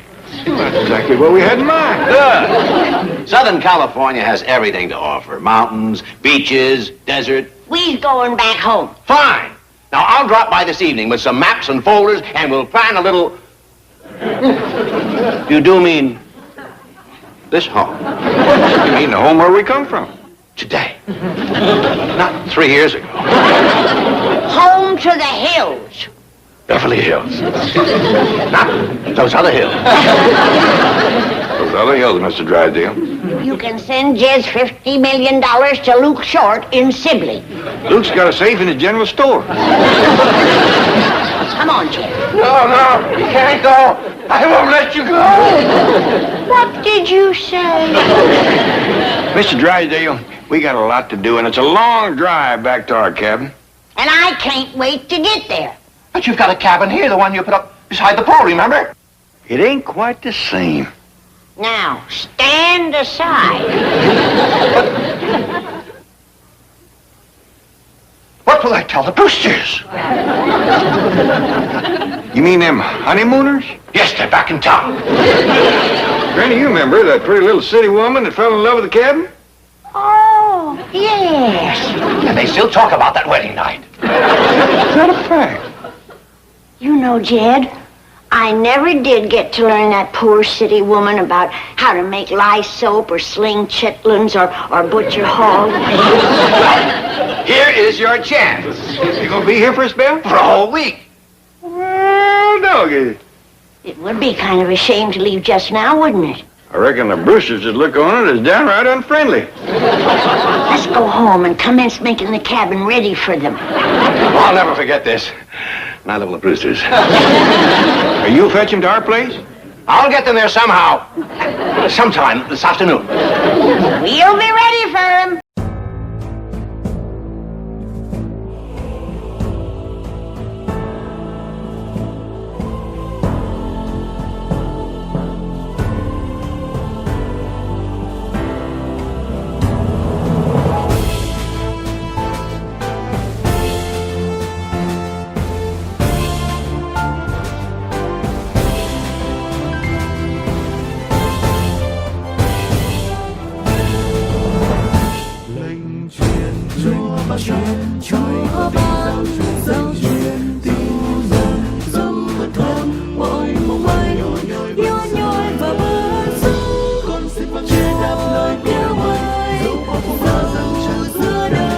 Now, at last, we got a chance to do something nice for him. I sure would like to be there when Mr. Drysdale tells him the good news. I understand you've been trying to find me, Melbourne. Yeah, sit down, John.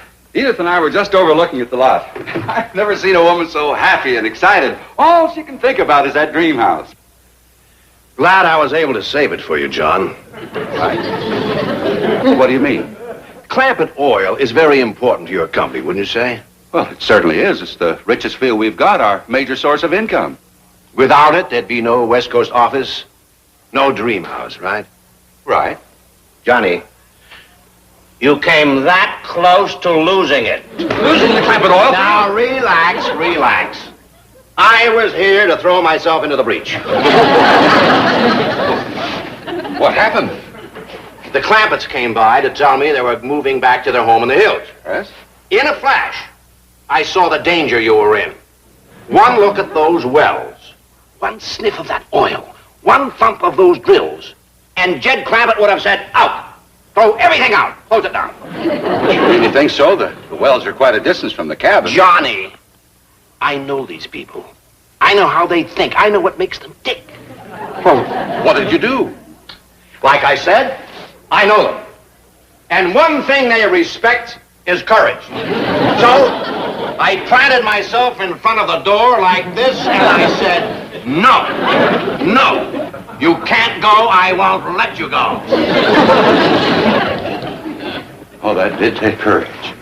Why, you might have jeopardized your own relationship with me. Well, all I could think of at that moment was you and your bride and saving her dream house. Well, I don't know what to say, Melbourne. It's really, I'm just overwhelmed. Ah, forget it. No, that's something I'll never do. Edith's waiting for me down in the car. I've got to tell her about this. Oh, John, there's something else you've got to tell her. Oh, what's that? Sit down. What is it, Melbourne? What is it, John? Well, darling, it seems that in the excitement of the moment, he let it slip out that we're in town. Is that what you've been so nervous about telling me? Yes. Oh, my goodness, there are worse things than that. Well, I'm coming to them. Edith, that dream house we're going to build, I'd say it's worth a little sacrifice, a little temporary discomfort, wouldn't you?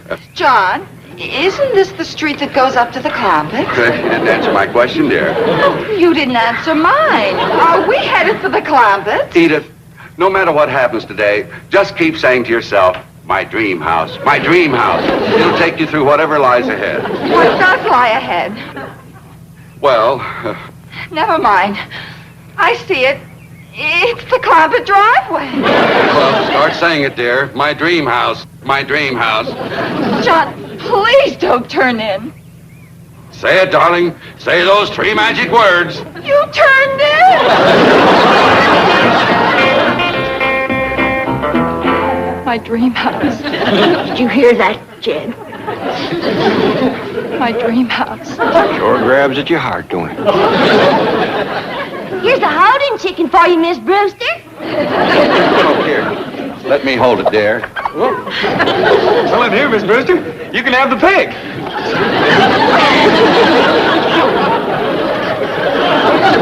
My dream house. My dream house. Hot doggy, she is fond of pig. Took it right inside with her. He seems partial to chickens. Did you see that? Mrs. Brewster's so happy she went to crying. Well, he was about to cut loose herself. Well, doggone it. The way she keeps calling that little cabin her dream house. It'd set a mule to boiling. Jed, want me to fetch a cow for Miss Brewster to milk? Not yet, boy. We're going to let her do her learning on Ellie's goat. Get the feel of it, so to speak. What about her soap-making lesson, Granny? Should I start a fire under the kettle? No, just let's leave them two lovebirds alone in their dream house for a spell. After all, it's like a second honeymoon for them. Yeah, I'm glad Mr. Drysdale told us they was in town. Please unbolt the door, honey. Let's sit down and talk this over. Edith! Look, honey, I was trapped. I had to agree to this to save the Clampett oil field. To save your dream house. Don't you see, sweetheart? I did it for you. I love you.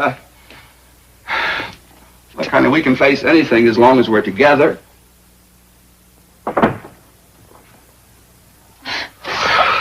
John, I'm sorry I've been such a child. It's all right, precious. I feel better now that I've had a good cry. Well, of course you do. And you're absolutely right. We can face anything as long as we're together. Ah, that's my wonderful girl. And someday we'll look on this as a lark. We'll look back on it And we'll have a good laugh. When we're in that beautiful dream house, huh? Oh, yes. Come in. Hello, honeymooners. Hiya, Granny. How's everything? Oh, just wonderful, Granny. Fine. I got a dandy surprise for you. Young'uns, fetch in Thelma. Thelma?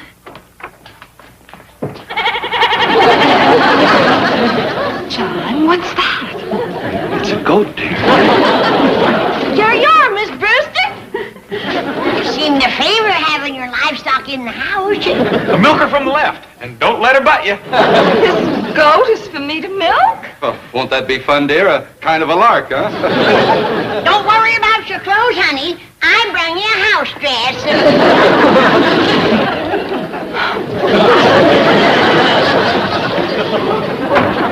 Poor little thing. She just can't take too much happiness, can she?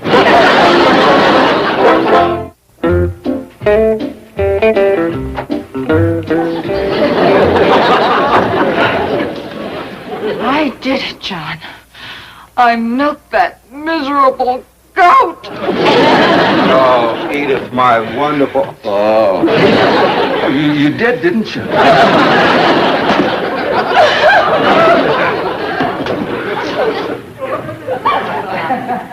Cheer up, dear. The worst is over. Oh, no, it isn't. Do you know what my next lesson is? What? How to make lye soap with hog renderings and possum fat. And then I'm going to learn how to hand sling chitlins and stir off sorghum. Well, doggies. I was just kidding, dear. Well, I'm not, John. I'm sorry, but I cannot take this kind of life. Especially when I know that 100 feet away in that beautiful mansion, there are a dozen palatial bedroom suites with luxurious baths and dressing rooms. Darling, you've just given me a great idea. We'll be out of here and into one of those suites in a matter of minutes. How will you do Well, it? it's very simple. I'll just tell Granny that you're dying for a nice hot bath. Obviously, there are no bathing facilities here, so... Oh, of course. And once we're inside that mansion, we'll never leave. Oh, John, you're wonderful. Yeah. Oh, I can feel that hot tub already. Ah, you're turning a nice rosy color, Edith. I doubt it. This water's pretty hot. Oh, it ain't the water, it's my lye soap. Want to wash your face? No, I don't know if I should. John has always admired soft, delicate skin. Then this is what you want. This would tender up a gator's hide. I think I've had enough. Want me to go over your back with the brush again? No, please. I'd like to get out now. Well, just a minute. Ellie, fetch in the rinse water. Best to rinse off with rainwater. Cuts the soap. Otherwise, your skin is liable to soften right down to the quick. You want me to do the pouring, Granny? Yeah, Ellie, you have a little height on me. Here you are, honey. Stand up. All right, Ellie, let her have the rainwater. Oh! Well, have you ever seen hot rain?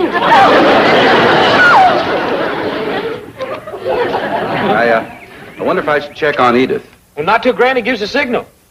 She don't allow menfolk within shotgun range at bath time. Chances are Granny's letting her soak a bit. You see, this time of the year, she puts a little extra possum fat and coal oil in her soap. Possum fat and coal oil. Yeah, it leaves what they call lingering fragrance on the skin. And it keeps the bugs away from one Saturday to the next. There's the all clear signal. You can go back to the cabin now. You're going to find the waiting was worth it. Yes, well, excuse me. Well, Jethro, let's keep the happiness coming. Now that Mrs. Brewster's learned how to milk, we're going to fetch her a nice fat cow. You don't have to come along, Uncle Jet. I can have the cow on the truck by myself. Well, I reckon you can at that. Handle her gentle. Here's $10. Yes, sir. I'll bring back the change. Howdy, Miss Jane. Mr. Clampett, are the Brewsters still in the cabin? Yep, and happy as a pair of squirrels in a nut tree. No, Mr. Clampett. You? No. You see, the Brewsters have bought a vacant lot here in Beverly Hills, and that's where Mrs. Brewster wants to put up her dream house. What dickens you say? That's the simple truth. And all this time we had them stuck way out in the back there. Yes. Well, where is this lot of theirs? Let me drive you over and show it to you. Fine and dandy.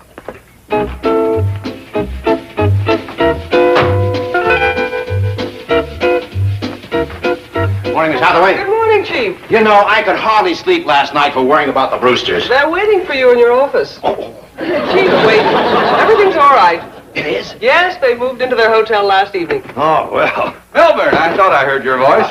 Edith and I are going to pick up our architects and drive by the lot. I thought you might like to come along. You too, Miss Hathaway. Thank you, but I've seen the lot. It's just lovely. I'll be back in about an hour. Well, John, Edith, how do you like the way I got you back into your hotel room so quickly? It was magic, Milburn. You're magic. Just took a little intelligent thinking.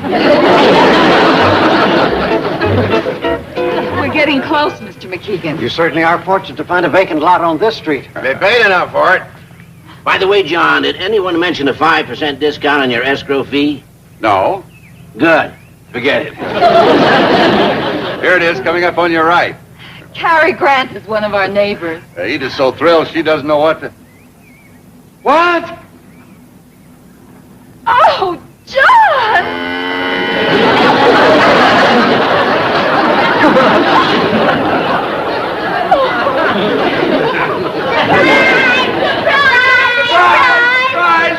Here's your dream house. Took us all night to get it up, but she's ready now. Look, Miss Brewster's gone to... Oh, stubborn little woman. Jethro, on the other hand, wants the family to stay here. Fine, intelligent boy. Ellie Mae will do whatever Jed says. And what does Jed say? Well, for the time being, at least, he favors staying here. Wonderful man. Salt of the earth. Well, that takes care of that. I'm afraid not, Chief. You still have Granny to contend with. Forget it. Without the others, what can she do?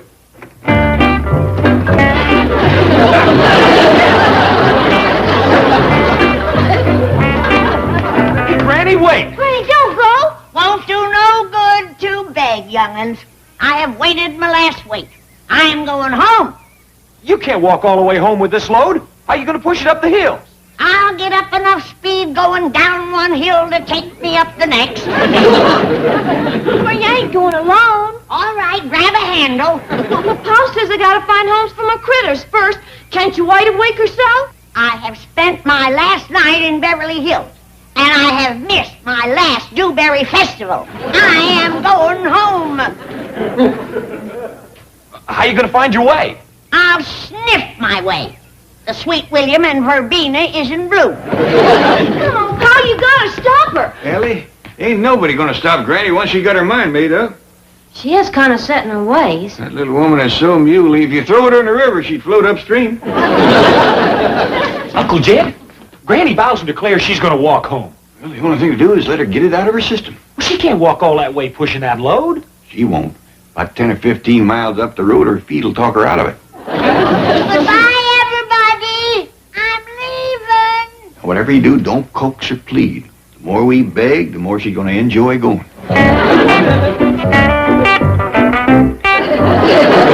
I did. Bye, Granny. Have a nice trip. I'm going clean home, you know. Tell everybody howdy for us. I ain't coming back. Be sure and ride. Ain't no use trying to talk me out of it. I'm going. You got a fine day for it. I won't be around to cook and sew for you. Clean house and doctor, you know that. Now, don't you worry about us. Get some miles behind you before nightfall. All your gnashing and wailing ain't gonna stop me. Okay, bye. Bye, Granny. Bye, Granny.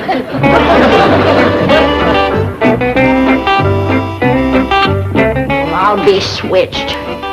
Not a gnash or a wail.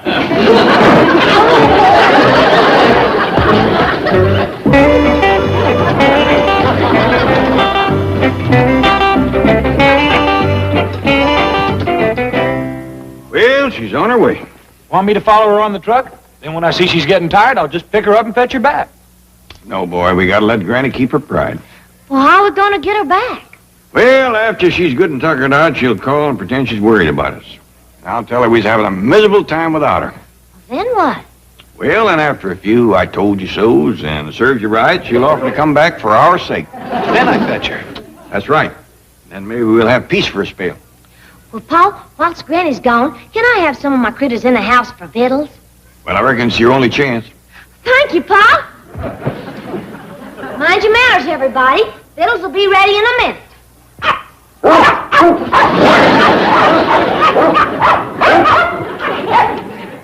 Hey, Ellie Mae, you're gonna have to get these critters out of my bachelor pad. Out of your what? Bachelor pad. That's where us sophisticated international playboys does our entertaining. Since when you one of them? Well, since Miss Jane told me how. It's easy. If I just stand in front of the bank, there's flour in my buttonhole. This tells the girls I'm a sophisticated playboy. Well, don't tell me nothing. That's 'cause you're a dumb old country girl. But when a sophisticated city woman sees this, look out. Why, I might fetch 8 or 10 of them rascals home for grits and gopher gravy. Well, they can have whatever's left. Ellie Mae, you ain't feeding them critters my playboy victuals, are you? I'm feeding them Granny's grits and gopher gravy. Well, gee whiz, couldn't you give them something plain and save the fancy stuff for my company? Well, you can give your company turnip greens and sow belly. Granny left a big bowl in the icebox. Oh, well, why didn't you say so?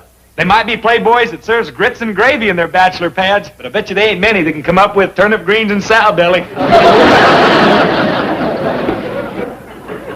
All right, now. Y'all mind your manners. But don't dawdle neither, 'cause Granny might just turn around and come right back any minute.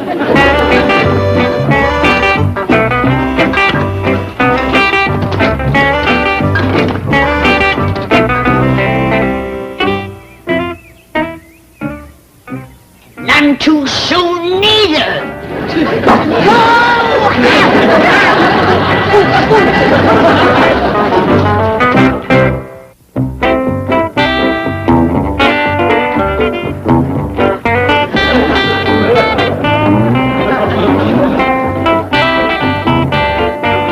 Howdy, ma'am. Excuse me, I reckon you didn't see my flower. Don't you know what I am? Yes, you're a creep. No, ma'am, I'm a sophisticated international playboy. Oh, gone. I must have got a hold of a bad flower. Jethro, what are you doing here? Trying to be a playboy. Playboy? Yeah, Miss Jane told me how, and the other day I got a girl just like that. But today... Oh, excuse me, yonder comes one now. What is he talking about? Well, it's a long story, but the other day I arranged for one of our girl employees to find his Playboy pose irresistible. Well, arrange for another one. If he gets unhappy with Beverly Hills, I'm really cooked. What's the matter? Ain't you a city woman? Can't you see I'm a sophisticated international... See what I mean? And that ain't nothing. I've been mean-mouthed, face-slapped, shin-kicked, foot-stomped, and dog-bit. Wait, Jethro. I'm going to try my luck in front of Mr. Cushing's bank. Oh, no. I'm sure your luck will change. Don't you agree, Miss Hathaway? Oh, absolutely. Be patient, Jethro. The right girl will come along any moment. Stay right here, Playboy.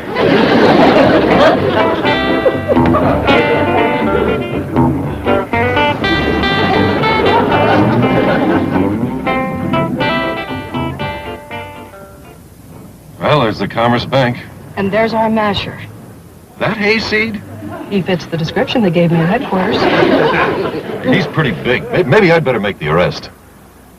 I'm supposed to get some evidence first. Let him make a pass at me. You wait here. I can handle him. Howdy, ma'am. Heck with this. I'm going home and get something to eat. Howdy, ma'am. Well, hi, handsome. Hey! You must know a playboy when you see one, huh? I sure do. You want to come up to my bachelor pad? That's all I need to hear. Okay, Buster, let's go. You really are anxious, aren't you? When do you see the victuals we got? Greens, sow belly, pone, sorghum? You're not getting away from me.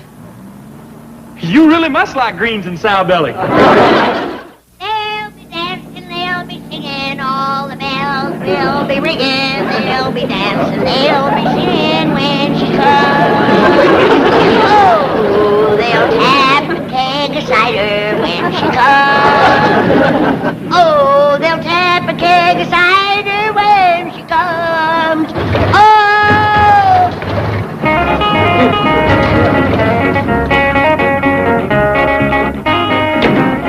What are you stopping here for? We ain't home yet. Well, I don't know where home is for you, lady, but for me it's up this side road, and I'm awful late. Well, where in tarnation are we? This is the end of nowhere. No, we're just a couple of miles out of Las Vegas. Las Vegas? What's that? You never heard of Vegas? I ain't never heard of Las neither. Vegas is a pretty famous place. Is it anywhere near Sibley? I'm afraid I never heard of Sibley. Well, that's just a hoot and a holler from Mincy. You know Mincy.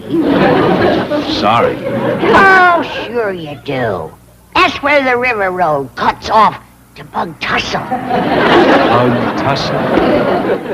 That rang a bell, didn't it? I'm afraid not. You ain't never been to Bug Tussle? No. Oh, you poor man. Tell me, do you like fun and music and bright lights and excitement? Sure. Then you go to Bug Tussle on a Saturday night. They don't even blow out the lantern till 9 or 9:30. You're kidding. There's a room in back of the feed store. They play checkers for money.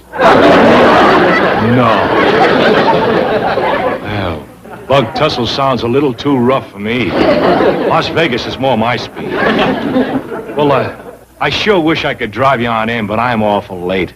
But you won't have any trouble getting a ride because there's a lot of traffic on this road. I hope I didn't scare you off Bug Tussle. Oh, no. I'll get over there sometime. I hope you enjoy Las Vegas. Do you think they have a telephone there? I'm pretty sure they have. That's good. I want to call my family. They's probably having a miserable time without me. I hope.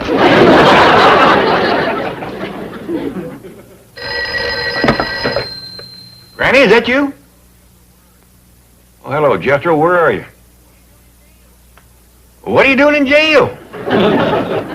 Ashing what? What'd you do, step on her foot? Boy, you ain't making no sense. All right, I'll have Mr. Drysdale to come over and help you.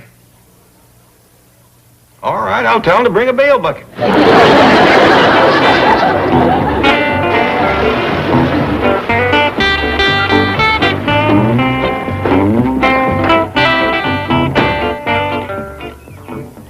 Thanks for getting me out of jail. Now I can't wait to get out of Beverly Hills and go back home. Jethro, wait! Don't use that kind of language! You can't be serious. You want to be a playboy, don't you? Of course, and for that you need beautiful girls, bright lights, excitement. Yes, you can't find all that back in the hills. Ha! You ain't seen Bug Tussle on Saturday night.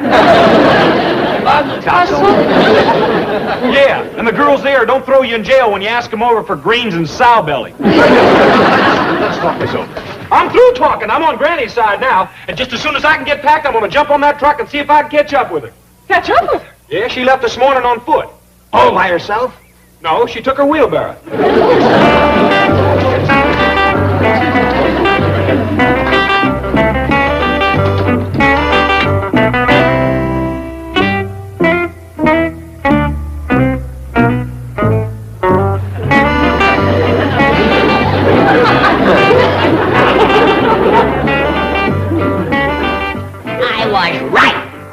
Vegas ain't no Bug Tussle. I bet it ain't even got a telephone.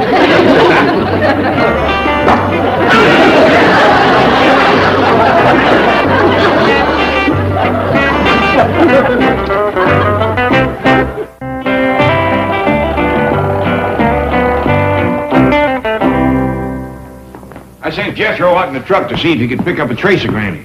He's got Duke with him. Oh, they'll find her. I know they will. Well, if they don't, we'll just load up and head for the hills.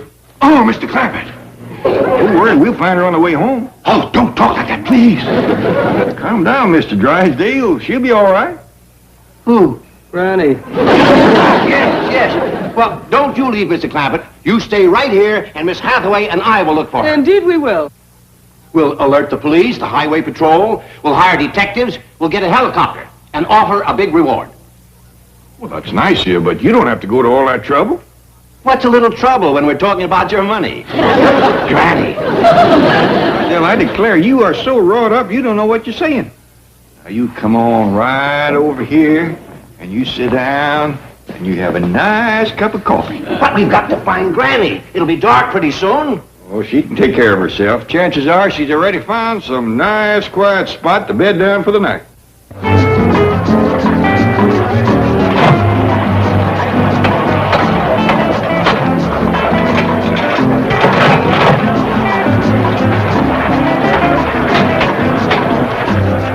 Hello, Dad.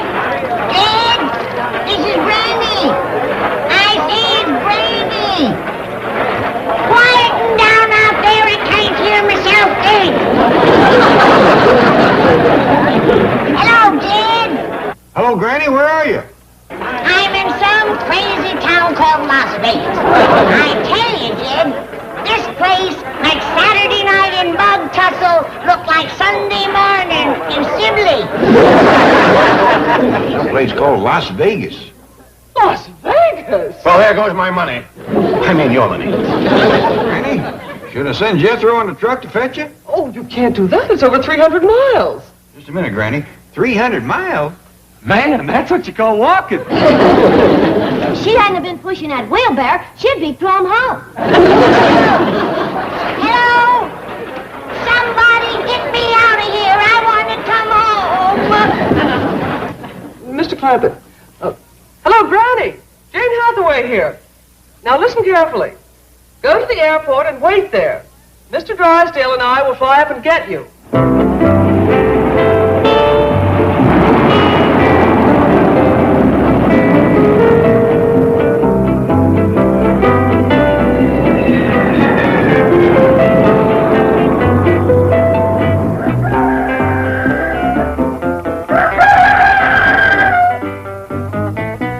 That's real good, Bessie. All you need is somebody to work the pedals for you.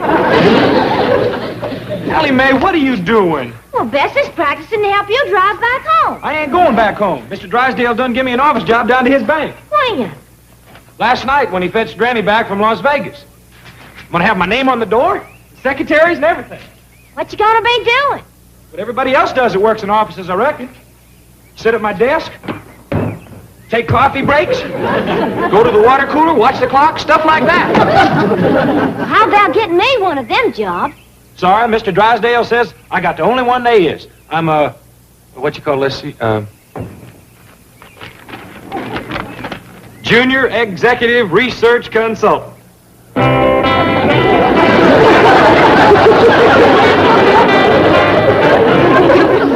I wonder if Junior Executive Research Consultant might have been an unfortunate choice of titles. So I'll give him a new title. Did you get him some girls from the secretarial pool? This is the secretarial pool. I simply put Jethro's name on the door. That should take care of our frustrated playboy. That leaves our frustrated queen of the road. Oh, don't worry about her. Granny was so exhausted and bewildered by Las Vegas, I don't think she'll want to hit the road again for a long time. I tell you, Jed, I used to think Beverly Hills was full of nuts. But that Las Vegas has got 'em all beat. What do they do that's so nutty? Well, first of all, they got hundreds and hundreds of these little picture machines all over the town. Picture machines, huh? Yeah. You drop in some money, haul down on this pump handle, and little pictures goes to spinning around. See. And Jed, people stand around just pouring their money into them things. I find pictures. Can't even see them till they stop spinning. And when you do, guess what you have spent your money to see? What? Little bitty pictures of some sorry-looking fruit. Yeah. Lemons, cherries, plums, oranges. And they ain't even specially good pictures. But how much does it cost to look at these pictures? Oh, they got 'em all prices. I watched one fella, he was pumping in nickels, turned around and there's another fella spending dollars to see the same sorry picture. Well, it does seem a mite frog-brained. Didn't nobody complain? None to speak of. I was there a good while, and I only seen 2 or 3 of them get their money back. Jed Clampett speaking. Oh, hello, Jethro. Well, this minute I'll see. Jethro wants to know, can he fetch home his secretaries for victuals? Sure. Fetch away, Jethro. Come on, let's go. There's the truck up the street yonder. You all pile on and we'll go up to my bachelor pad. Any more girls in there? All right, Buster, let's go. Oh, it's you again. I see you didn't learn your lesson. Well, this time you won't get out so easily. Oh, just a minute. Them girls is all my secretaries. Sure they are. Well, it's true. And I'm what you call a junior executive. You're what you call under arrest.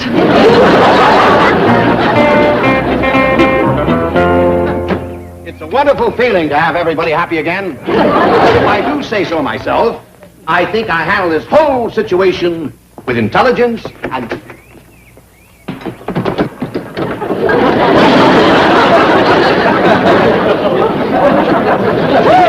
Wait! Nothing doing. I ain't spending 1 more minute in Beverly Hills. Granny, come back, please! Won't do you no good, Mr. Drysdale. She's on her way. I thought everything was fine. What happened? Well, what started her off was cooking a whole table full of company victuals and then Jethro not showing up. If you ask me, she can't wait to get back to Las Vegas. Las Vegas? Well, last night she thought it was the craziest place she'd ever seen. Still think so. Figures... So clear and bold, grabbing my future, precious as gold. Breathless mode, it's only fuel my run. These heartbeat screams, I'm not done. Freedom's calling, it's ringing my name. Through the swings, it'll claim my fame. Run, run, gotta get out, gotta find my route. This city's a trap, of that there's no doubt. Run, run to the end till I shout. I'm free at last, what life's all about. Lungs burning, sweat drips like tears. Each step forward, outstripping my fears. God's screaming, so living till I shout. I'm free at last, what life's... We're not going inside. I just want to take a close look at the entrance to see where my name will look best. Your name, madam? Yes. In a short while, this lovely edifice will no longer house those dreadful hillbillies. It will be the Margaret Drysdale Art Center. Congratulations, madam. I hadn't heard the Clampetts were moving. And neither have they. Nor has my husband. So your silence is essential. Oh, I understand, madam. This is my most inspired plan. With one master stroke, I shall rid the neighborhood of these squatters and leave a lasting monument to art and culture. Isn't it brilliant, darling? I beg your pardon, madam? I was speaking to Claude. Don't want to attract that hound dog bully. Whisper to Mother.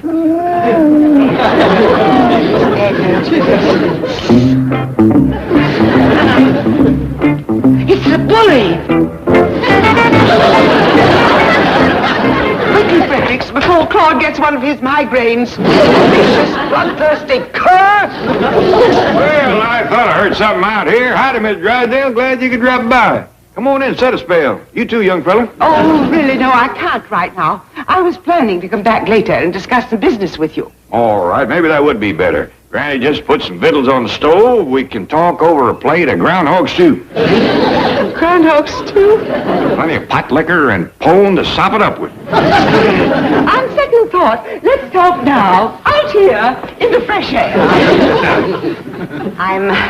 I'm on a diet. Oh, I'm sorry I tempted you. Well, what's on your mind? Mr. Clampett, this huge mansion must be a lot of work to maintain, what with no servants. Yeah, it does kind of keep us hopping, especially Granny. With her, everything's got to be scrub board clean. There's a way to let the city take over the drudgery of cleaning. And at the same time, you can make a lasting contribution to the happiness and culture of the people of Beverly Hills. Well, that sounds like a good day's work. How'd I do it? Donate your home as an art gallery. An art gallery? Yes. We could open the doors to the public and let the people from everywhere stroll through room after room of paintings and sculpture. Take an awful lot of paintings and sculpture to fill all them rooms, wouldn't it? Oh, yes. But I'm counting on such art lovers as Edward G. Robinson, Vincent Price, Donald Murray, and others to donate works of art. And, of course, you, Mr. Clampett, have the wherewithal to fill several rooms yourself. Well, you can count on us. We'll do our best. Want to fill the whole house, huh? Yes, with the exception of the pantries, the kitchen. You say the city is going to take over the cleaning and all? Once your home is a municipal art center, the people of Beverly Hills are responsible for its maintenance. And that'll make them happy. Finally, practically happy. Well, I'll talk to Granny and the young'uns and let you know. According to Miss Drysdale, turning this house into an art gallery is going to pleasure a heap of people and save you women folks a heap of housework. Now, what do you think? And you say that we still have the kitchen and the pantries? Yep. I figure me and Jethro will sleep out yonder, and you, Helly, can bed down out in the butler's pantry. If you need more room, we'll put up the cabin. Can I keep my critters? Yeah, I reckon so, if you keep them outside. And the city'll do the cleaning for us? That's what Miss Drysdale said, the people of Beverly Hills. It would do my heart good to see them highfalutin society folks down on their hands and knees with a scrub brush. Let's do it. All right with you, Willie? Sure, be kind of nice to have visitors for a change. I was hoping you'd feel that way. You might just get acquainted with some young fellas. Go put on a dress, Ellie. Oh, wait, I pert near forgot.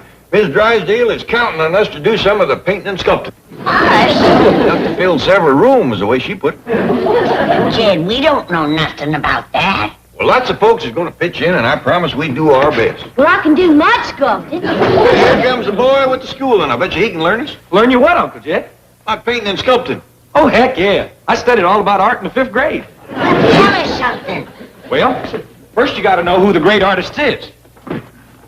Like Michelangelo, Leonard da Vinci, Rembrandt, Dick Van Dyke, Blue Boy. Then there were some famous woman artists, too, like Mona Lisa and Whistler's mother. Anybody who says education ain't worth the money ought to listen to this boy. Thank you. Tell us more, boy. Reggie, what did the doctor say? How do you feel? I feel like $1 million, tax-free. Well, obviously, the new doctor's report was good. Good? It was fantastic. He says I'm a perfect physical specimen. Oh, I should never have listened to that old quack I've been going to. Him and his expensive prescriptions. I could start my own pharmacy. Tell me about this new doctor. Brilliant young man, brilliant. And he doesn't charge those wild fees either. My kind of doctor. Oh, this is wonderful. I've never seen you so vigorous and dynamic. I'm a tiger. Get out my golf gloves. I'm going to knock off a fast 18 holes before lunch. Perhaps this would be a good time to ask for a raise? You bet it would. Ask away. May I have a raise? No. See? I told you I was a tiger.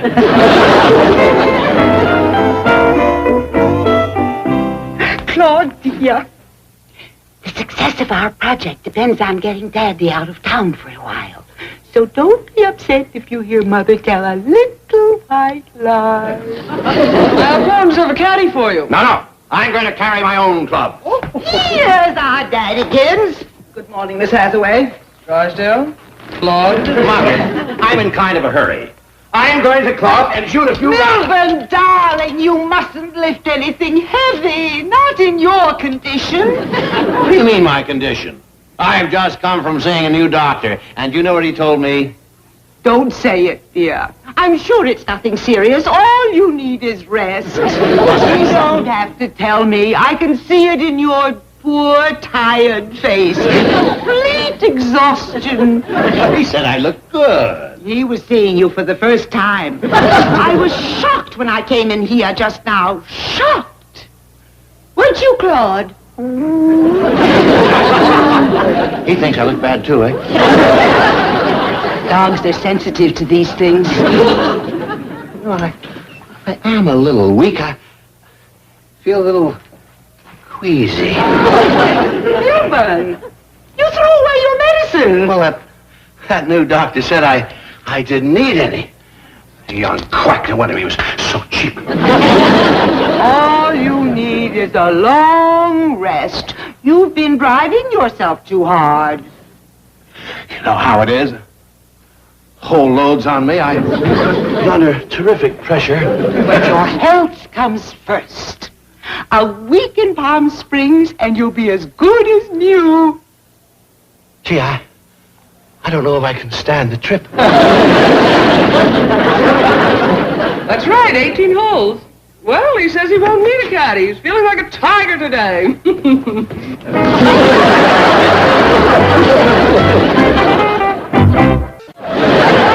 I'm gonna mix me up a bunch of clay and go to mud sculpting. Mud sculpting? If this is going to be a first-class art gallery, we got to have rock statues. Well, why don't you make that your job? Hot dog. I'm going to find me a rock and chisel me out a masterpiece. Well, Granny, reckon that leaves the painting up to us. Most I ever done was paint daisies on the churn. Got me beat. Dog and paint on walls as far as I got. Well, you never know what you can do till you try. Yeah, reckon you're right. Twixt mud sculpting, rock chiseling, churn painting, and wall daubing, we'll fill our share of this art gallery. Just don't know how the city of Beverly Hills can ever show its appreciation. Well, the use of one's name on a building of this sort would be a great honor. Excellent idea.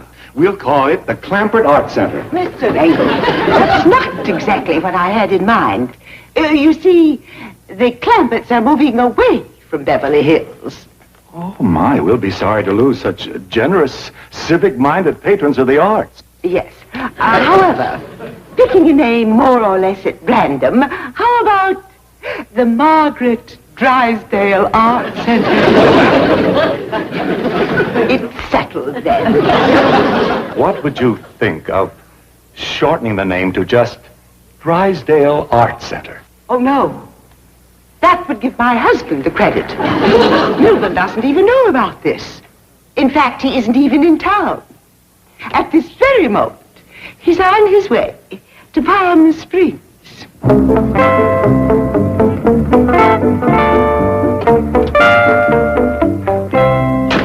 Mr. Drysdale, I really don't think we should stop here. You're not strong enough. It's all right, Fredericks. Open the door. I'll rest better if I know that all is well with the Clampetts. But, sir, you're a very sick man. I know. Let me talk to the Clampetts. I'll explain that you're ill, sir. No, don't do that. Granny will want to doctor me. In my condition, I'd never survive. Oh, hi, Mr. Drysdale. I thought for a minute your wife had come back. My wife's been here? Yeah, this young fella fetched her over this morning. She's got us all painting and sculpting to beat the band. Painting and sculpting? Yeah, come on in and look. The whole family is shank deep in art. Mr. Drysdale, you really shouldn't. Not in your condition. No, I'm feeling better. Granny has got a whole big platter full of cold cuts in the icebox. We can have us jellied pig's feet, owl giblets, sliced groundhog and possum, plenty of cold pot liquor. I think we'd better get to Palm Springs. Right, Frederick? Yes, sir. Immediately. Well, ain't you even got time for a glass of cold goat's milk or some turnip juice? We have to hurry. Well, that seems a shame. How about taking a little snack for the road? No. Hey, you got some fine gopher sausages? Drive on, Frederick. I'll be back in a week. Make that Tubies. By then, your wife will have this place turned into a first-class art gallery. Fine, fine. Bye.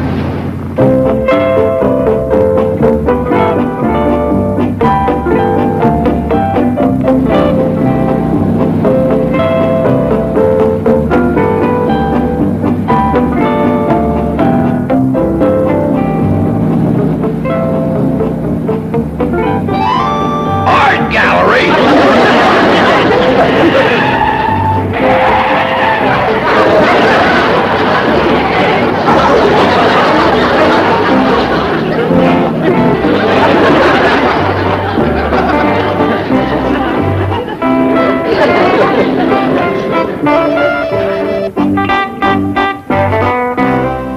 What you doing, Granny?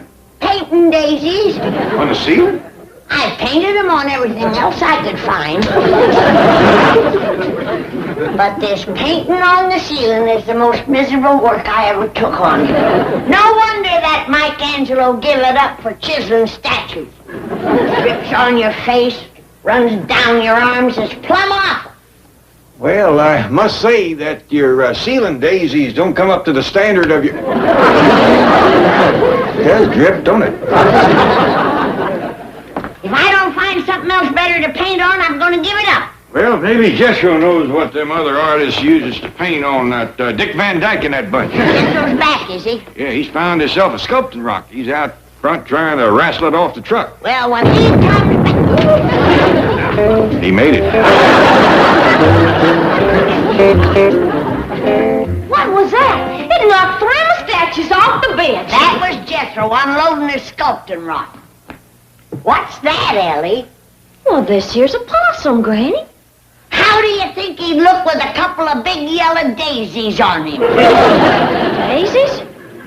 Stand back. I'll show you.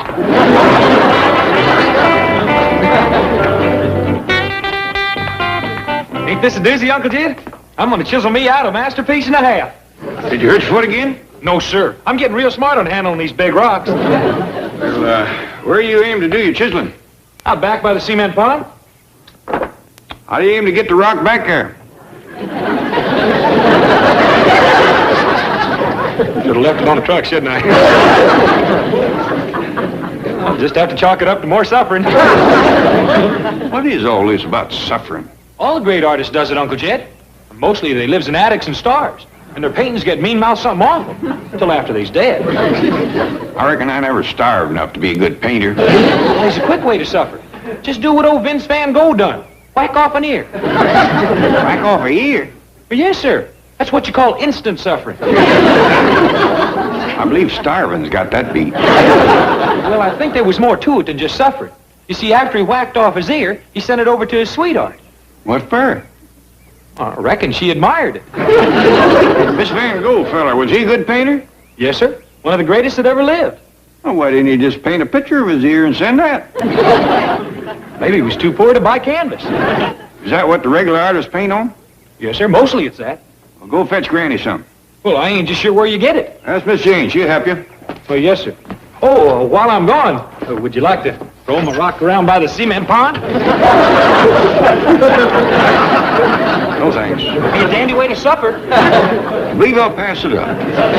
If Ellie'd like to supper... Get it, boy.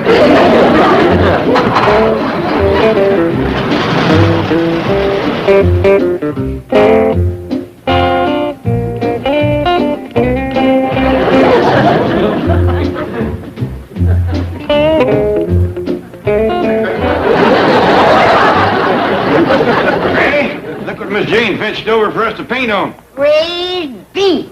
Jethro stopped by the office and told me of your plate. My, you are desperate. Granny does turn out a nice daisy, though. Yeah, yes, they're quite impressionistic. They's my specialty. But I'm getting awful sick of painting them. Oh, why don't you try painting some other flowers? I might just do that. I'm so delighted by your sudden new interest in art. Jethro tells me his ambition is sculpture. Him and Ellie, too, but he's going at it the hard way. like to kill himself getting that rock around back. If suffering can do it, that boy's gonna be a humdinger.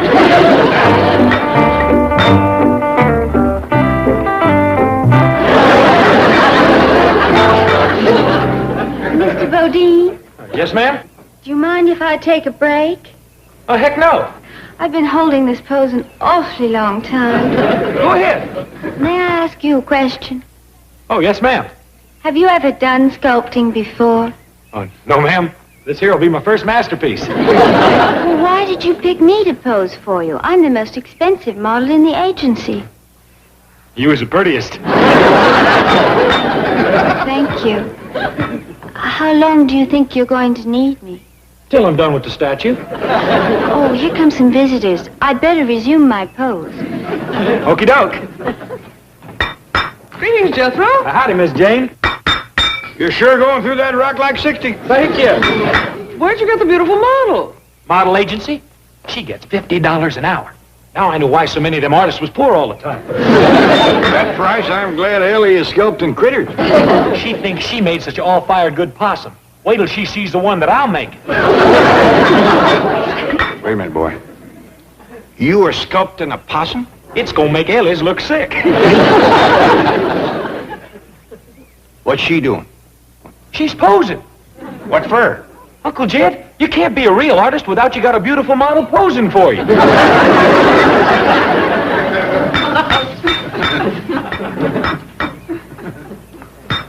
Here you are, ma'am. Just peel off whatever you got coming, and thank you kindly. Mr. Engel, did you have in mind a plaque of about this size? Now, before we go into that, hadn't we better get Mr. Clampett's signature on this grant deed?